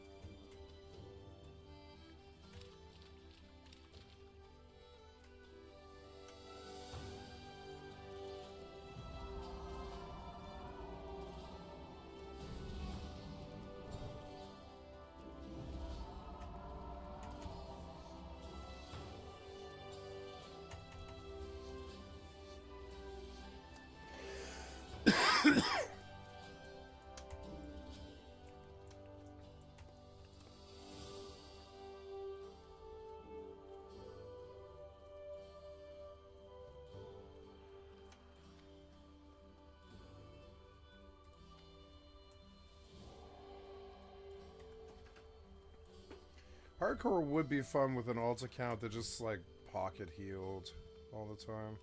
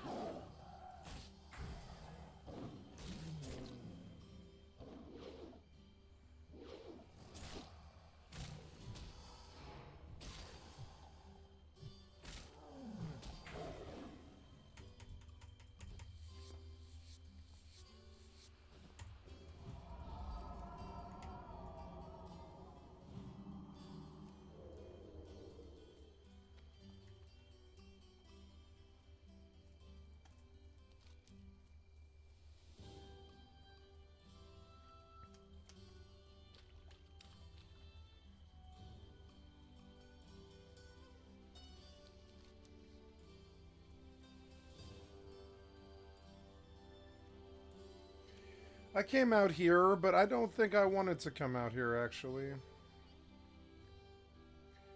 I think I actually wanted to go to Ashenvale, which is kind of annoying. That's okay, I can do that very quickly as a druid.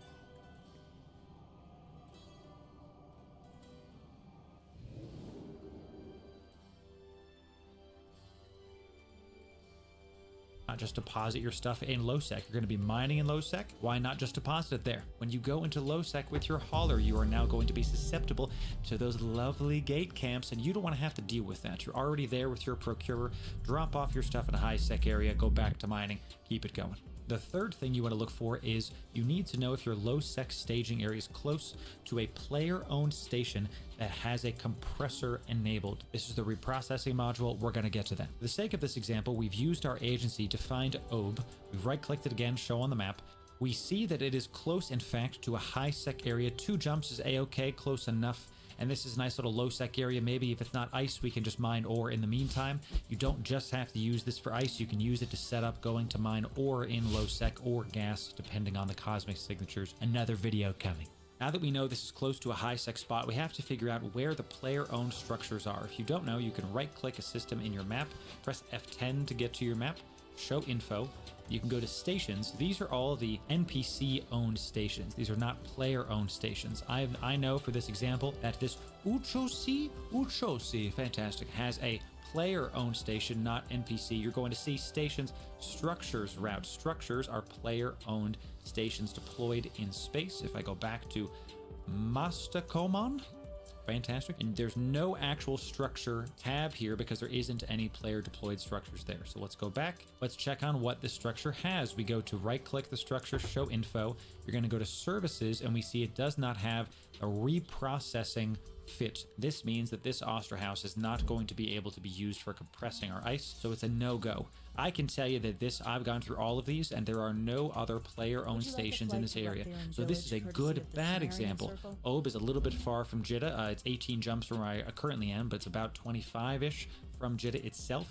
The closest high sec is 2 jumps away, not 1. You want to get it 1 jump within reason, but 2 jumps is okay. The kicker is there's no player-owned compressor station within this little circuit here. There might be one in these, but once you start getting 2 or 3 jumps away, it's a little too far to drop off stuff, dealing with all that hauling. This is a good, bad example. So just to sum up how you find your low sec staging area, you use the agency to find where ice typically spawns. You see if that spot is close to high sec within reason. You see if that high sec drop off is close enough to player owned structures that can compress your ice.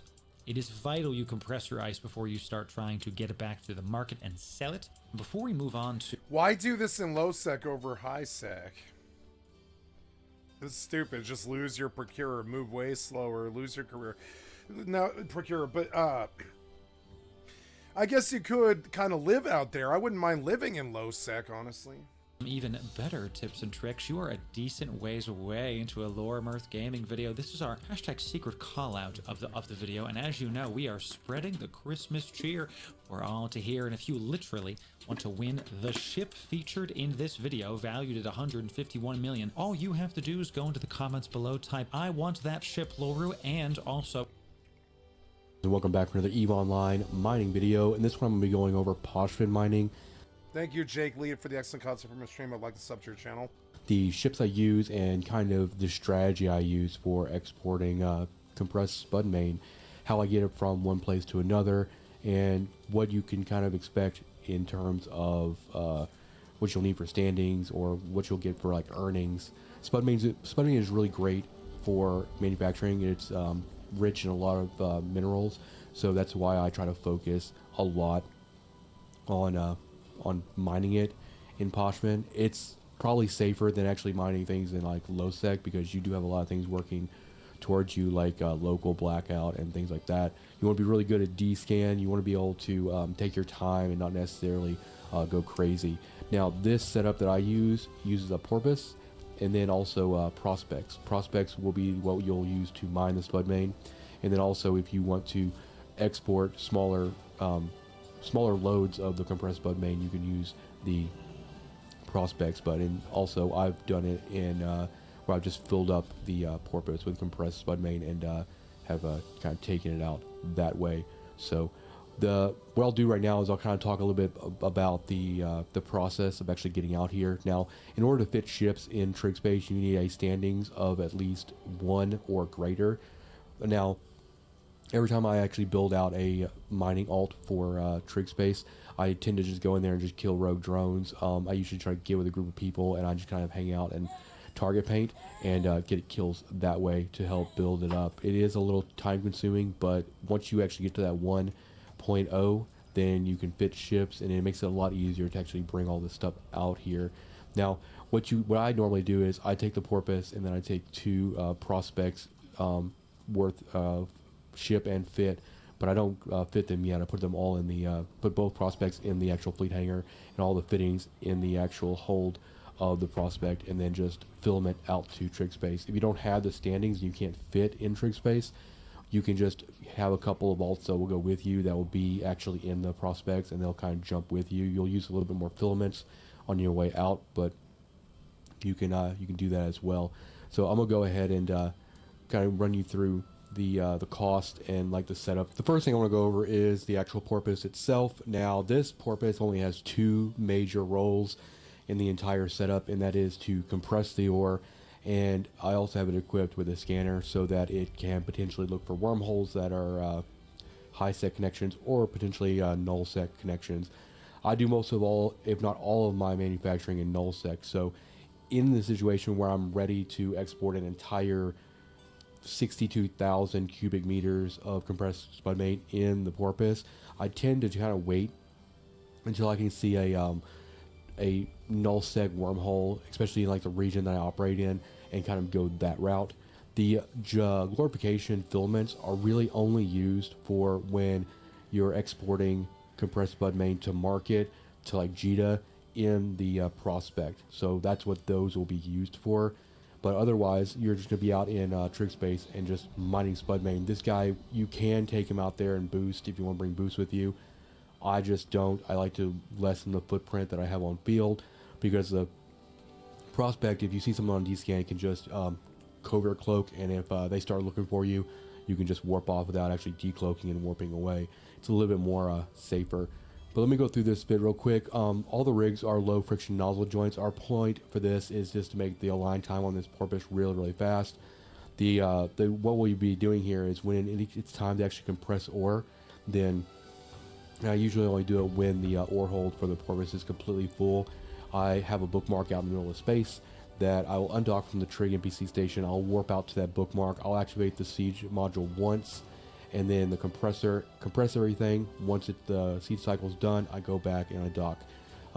Very clean. And also I have a cloak on here as well. So when I get to bookmark, I'll usually cloak up. I'll just kind of descan everything around me, make sure that I have the window, a good enough window and good enough opportunity to do that compression.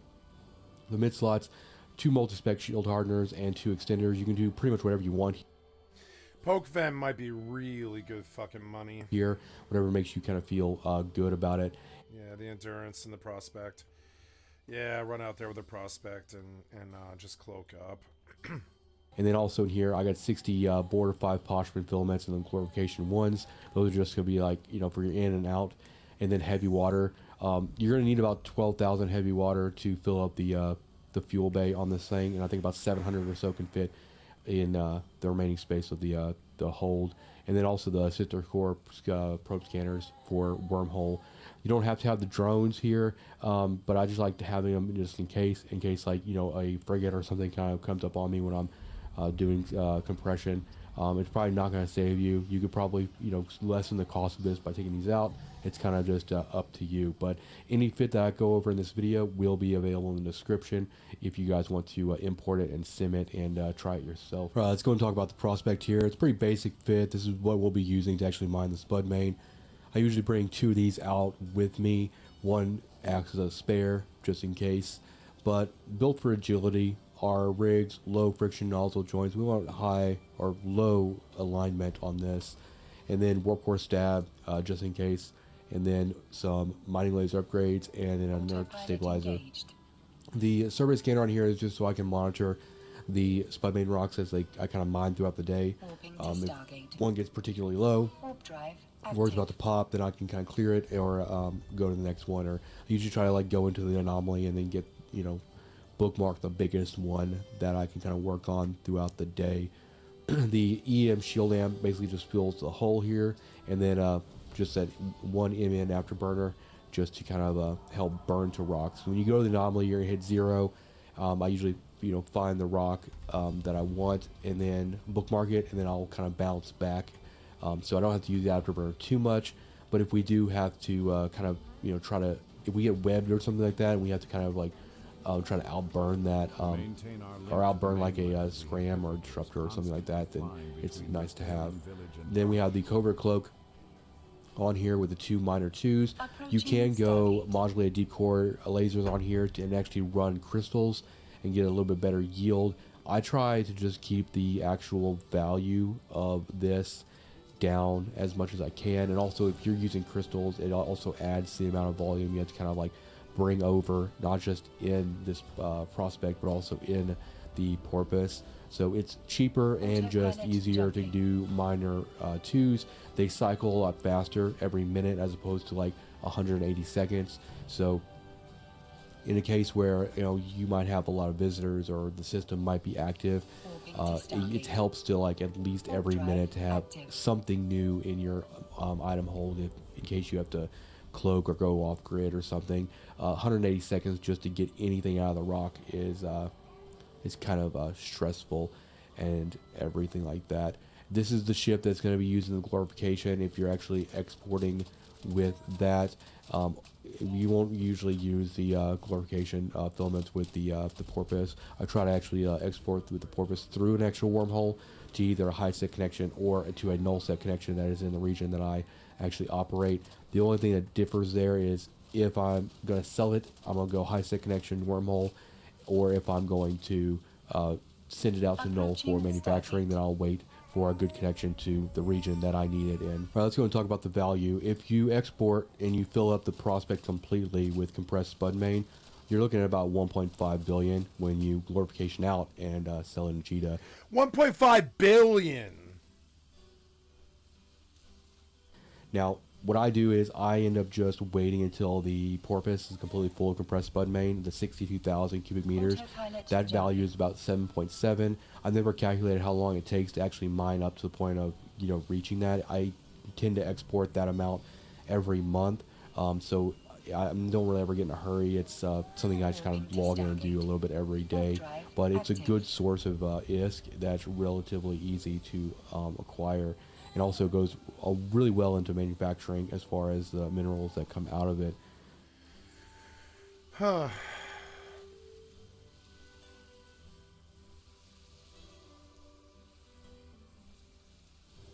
Solo mining episode. As a follow-up to the last episode, I know there's a lot of questions about whether or not it's smart to actually have a porpoise or an orca as your second account, if compression is actually worth it in the end, and would it be more wise to have a second Hulk.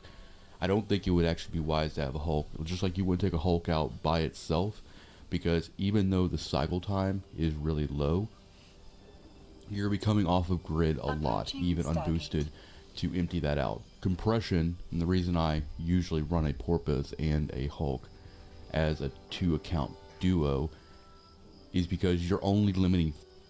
Sorry.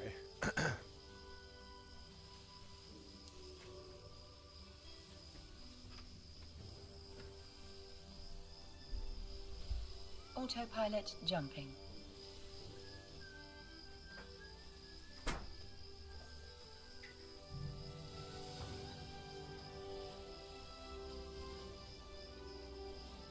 Warping to Stargate. Warp drive active.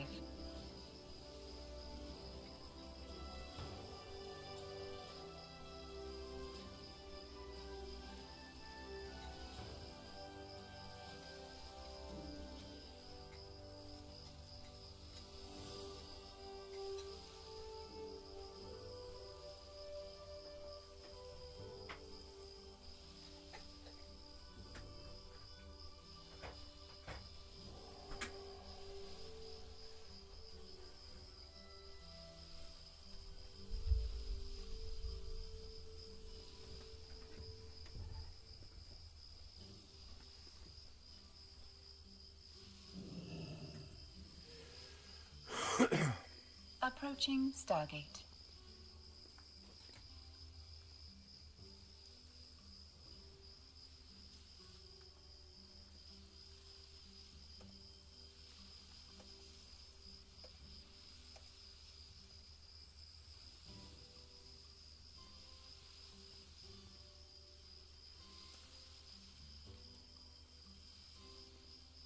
Autopilot jumping.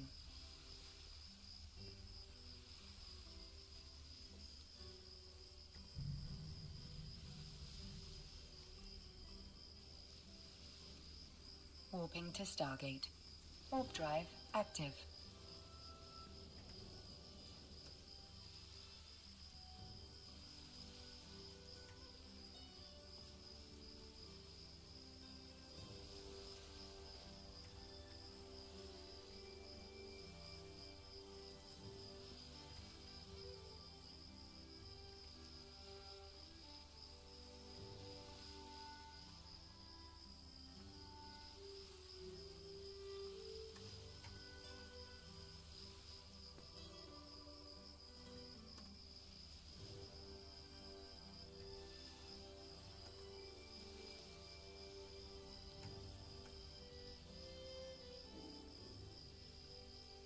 It's nice that they're running in front of me because it like makes it very safe for me. They're gonna light up and show me any horde that might be there.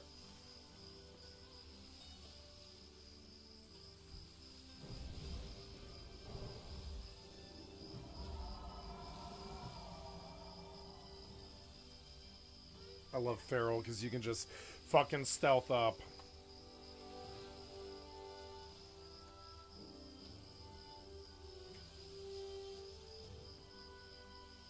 Autopilot jumping. Excuse me. Excuse me.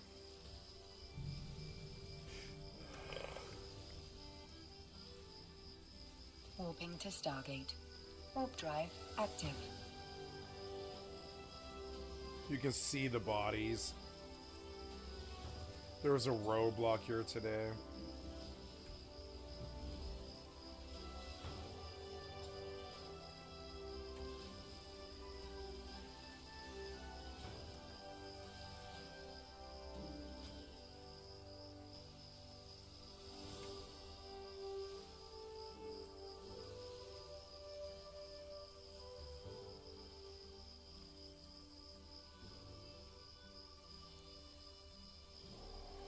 Good to know.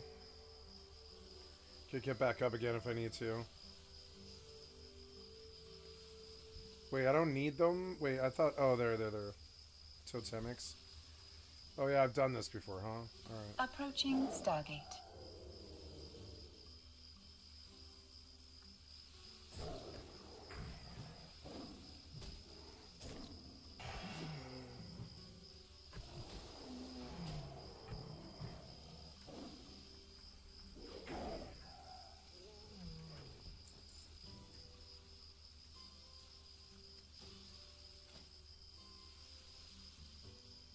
Autopilot jumping.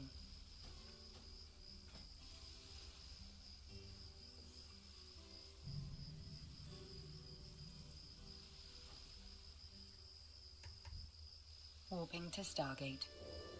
Warp drive active.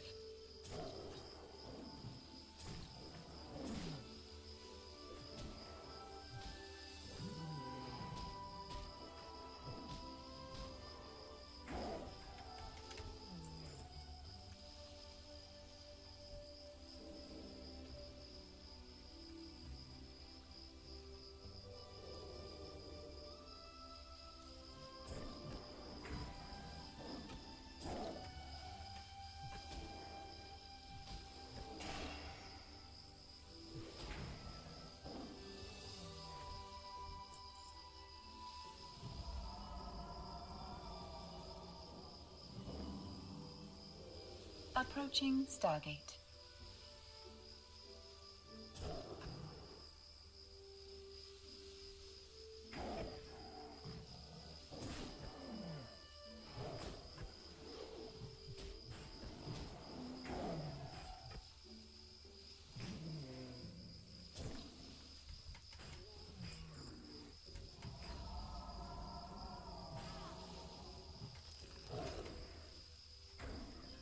Autopilot jumping.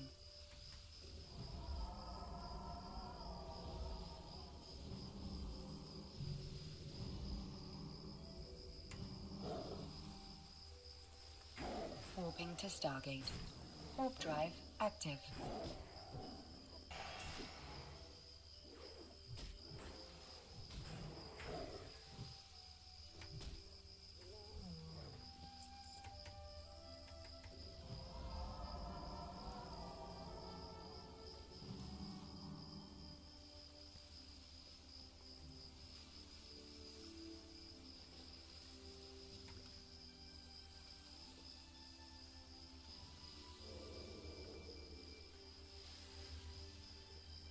Off grid and time syncing yourself with travel is the heavy water. I want to kind of just go over the procedure I use and how I kind of prep and go out and how I kind of manage the compression when the porpoise is paired with just a single Hulk. So normally, let's go and bring our inventory up here. I usually leave with the fleet hangar completely full of heavy water, and then the fuel bay completely full of heavy water. Now, when we start mining with that Hulk is just going to compress in its own hold and keep the compressed ore there. As we move through cycles, as we start using heavy water out of the fuel bay, we will take the fuel from the fleet hangar and drag it into the fuel bay to fill it up again. Now, once you start getting space available in the fleet hangar, the fleet hangar is going to act as the transitional point for the compressed ore to move it into the ore hold. Once we have the space in the fleet hangar, all of the compressed ore from the Hulk is going to start getting moved to the porpoise, and then from there, since you will have downtime because of cycle time and stuff, you'll have some time on this character to kind of move stuff around. You come in here, drag this compressed ore from the fleet hangar down into the mining hold. Now you're going to run out of heavy water long before you fill up, and that's the limiting factor. But that allows you to stay out on grid for a long time, and it cuts out the transition time dumping that ore. I don't personally use containers like freight containers. I know it's a very popular strategy. I think that it's also kind of a time sink too, because after you're done mining, before you can really kind of button things up or whatever, you gotta go collect those with ships that have to pick them up and things like that. I prefer to, when I leave grid, to be completely done. The other thing too is you don't always have compression in the station in some of these high-tech systems, and if you do, those systems could be potential targets for people looking for miners because they know that they're attracted to stations with compression, or attracted to systems with stations that have compression. So you save yourself a lot of headache by just bringing yourself your own ways of compression. The other thing too is when you're just taking, even with like double Mackinac, you'll be able to stay out for a long time. That's like 88,000 plus cubic meter volume before you have to kind of transport it off. You also have to take into account how much time it's going to take to take all that ore from your station that's uncompressed and take it somewhere to compress it, or putting it in a ship and taking it back out in space if you have a porpoise as well. So I want to kind of explore non-boosted, non-compression options in this episode with 2 accounts. So we're really going to be looking at the performance for 2 Mackinacs and how long we're able to stay out until we fill up. I already know because 1 Mackinac with the system that I'm in is 20 minutes. So we'll be able to go out for 20 minutes and we'll be able to do about 90,000 cubic meters of ore before we have to go out. That will take us 20 minutes, and we can do that. If you take that over an hour, then it adds up. And what I'll do is we'll look at the math, kind of like we did yesterday, for that as well, and compare those 2 things before we get started. But it really is kind of just up to you on how you want to like configure. In most cases, I would suggest if you're only 1 account miner, do a Mackinac. When you get ready to add a second account, what was that? Probably, and you don't really want to do a porpoise, then you go with a second Mackinac. The Hulks have really low cycle time, but they fill up way too quick. And also, if you've seen the other fit videos and stuff like that, then the Mackinac can be a little bit more tanky as well. And then if you ever do put a porpoise in the equation, then the porpoise would technically make more sense being the third account, because then at that point you're able to be at a level of profit for the yield that you're going to get by adding those boosts. Now here are the numbers, and this is the same notes that we had yesterday. So what I did was we're calculating 2 Mackinaws, and we're going to compare that with the 1 Hulk plus the porpoise. So instead of looking up like the prices of Plex today and also the Veldspar price today, I'm using the same numbers as yesterday to give you a better idea. So the Veldspar value yesterday was 12.17, and then we were calculating Plex at 5.2 million. So if you watched the video yesterday, some of the stuff doesn't look familiar. You can see right here with 2 accounts, Hulk and a booster, you're going to do 36 million an hour, and you have to do 4.8 hours a day to cover both those accounts, right? Now these are the numbers right here for the 2 Mackinaws, and this is based on my configuration here. So each strip miner is going to give you 16.5 cubic meters a second, so you times that by 2, and then we're going to times that by 2 since we have 2 Mackinaws. So that ends up being 66 cubic meters per second. You're going to mine about 2.3 million Veldspar in an hour, which equates to about a little over 28 million in value. And using the same math as we did yesterday, we're looking at 6 hours on that configuration. Now, there's a reason I don't recommend the 2 Mackinaws if you have 2 accounts, is because of this. It's significantly higher as terms of how many hours you have to do a day to cover Omega. And also, you have to come off grid. You'll have to come off grid every 20 minutes. And what by off grid means is, like, if it's as simple as just, taking it to a structure and system that has compression or whatever, then, you're warping those guys off grid, you're docking them, unloading them, taking them back out, warping back to the belt, getting back into position, turning lasers back on. And that adds up. That adds up a lot. Now, a lot of you are going to be sitting there saying, okay, well, the reason it's 4.8 a day as opposed to 6 is because it's a Hulk. It has less cycle time, and it responds a lot better to boost, which is true, right? But you're not going to do 2 Hulks without boost. The cycle time's good, but you're going to come off grid even more. You're going to come off grid even more than you would the match, which even adds more of a time sink. Because that's the thing, is it's like not always is it about yield, but it's also about time management and efficiency. So the longer you're able to just stay on the belt and keep those lasers on and just manage everything with compression instead of like freight containers and stuff like that, the better you're going to end up being. Because like if everything's getting compressed and it's all stored in the porpoise, when you're done or you need to take a break or something happens, you warp off grid, you don't have to worry about freight containers being left on there. You have to go over and get them and pick them up, and it's this whole thing, right?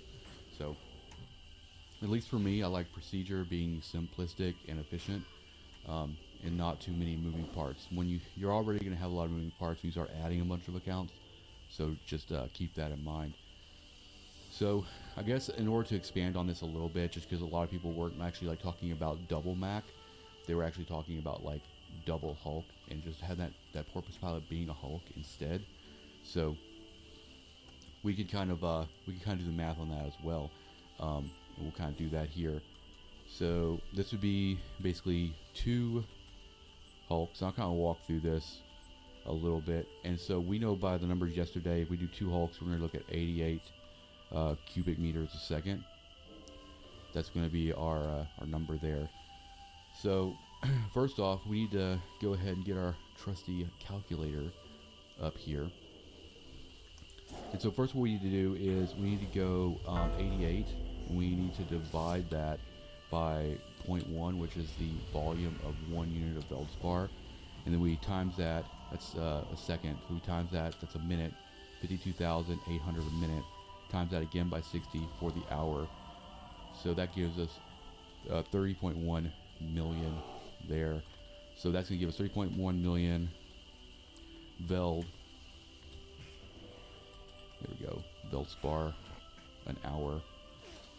And then we can also take that same number, and then we can multiply it by 12. I don't understand what just happened, but I got away. And it'd be and I lived. Because like I told you yesterday, the porpoise basically 2x's. The boost technically 2x the Hulk yield. So if you took the boost away and you just added another Hulk, you're still going to be doing the same amount of volume.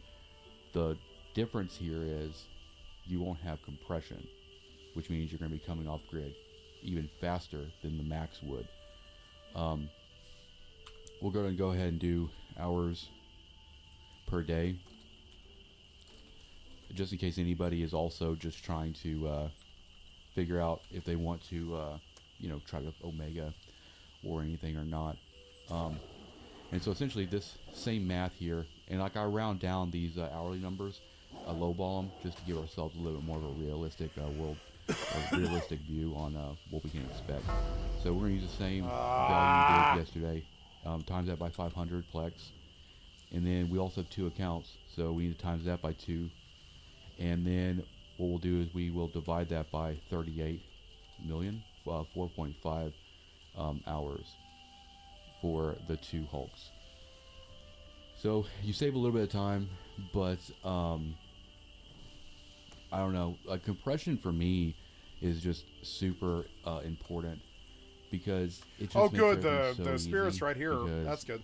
for me, I stage everything in like an NPC station, so when I am using a station with compression, every time I come off grid, I go to that station, compress. You can compress without moving it out of the ship. You can just dock, compress it inside the ore hold, undock, and then put it on the stockpile.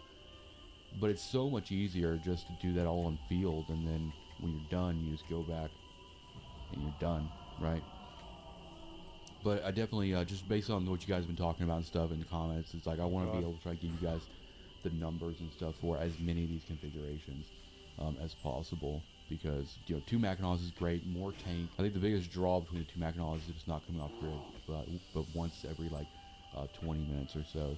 So tank and less time sink. Hulks are faster or more of a time sink, but it's like if you're in a volatile system where there's kind of a lot of activity and you're just about getting as much ore as you can in the shortest amount of time, then yeah, that's 2 hulks is probably going to be your bread and butter there. Now for this test, what we're going to do is both these alts add the same skills, so their efficiency is matched, regardless if they're in matching hulks or Mackinaws. So what we're going to do, we're going to run a side by side. One alt is going to be running a Mackinaw, one is going to be running a Hulk, and they will start mining at the same time, and they will mine the exact same ore. The test will conclude once the Mackinaw fills up completely, and then we will compare the yield, and also this is going to hopefully provide some good insight on what you have to actually do to actively manage hulks to keep pace with a Mackinaw, right? Now we're going to be doing a lot of things to try to match pace with the Mac here, and that's going to be keeping these guys off of the same rock, which means that we're going to have to make a bookmark that's different than our normal one, so that they're on different sides of the belt. But also the Hulk is going to be essentially cutting and doing short cycles, so we're going to be actively looking at its ore hold. So for instance, you know, we do like almost 5,000 cubic meters on a cycle between the total of both of the lasers. So like for instance, if you had only 2,000 cubic meters left to fill your ore hold, then we would technically cut that cycle halfway through. We'd be actively doing that. I don't actually do that with the Mac in this test, but if I was doing that with the Mac, then the Mac would even have, the gap of mined volume would be even larger. So the Mac is essentially just putting lasers on and just chilling.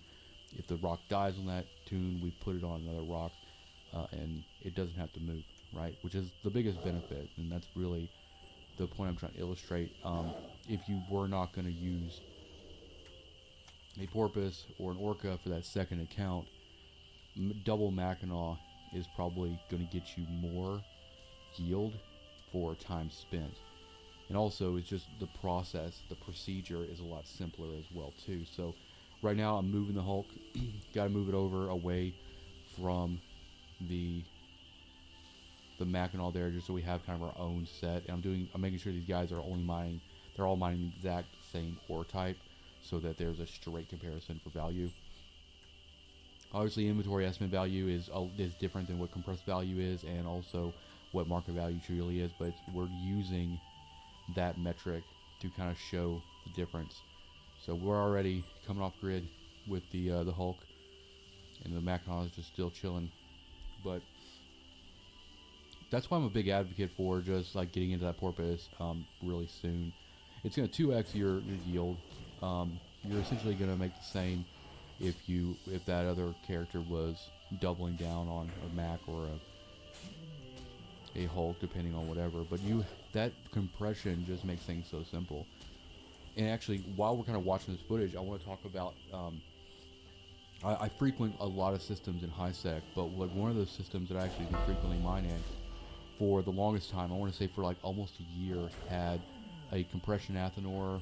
This corporation had a Athanor that had compression. They had a Retaru and stuff, and those structures are gone.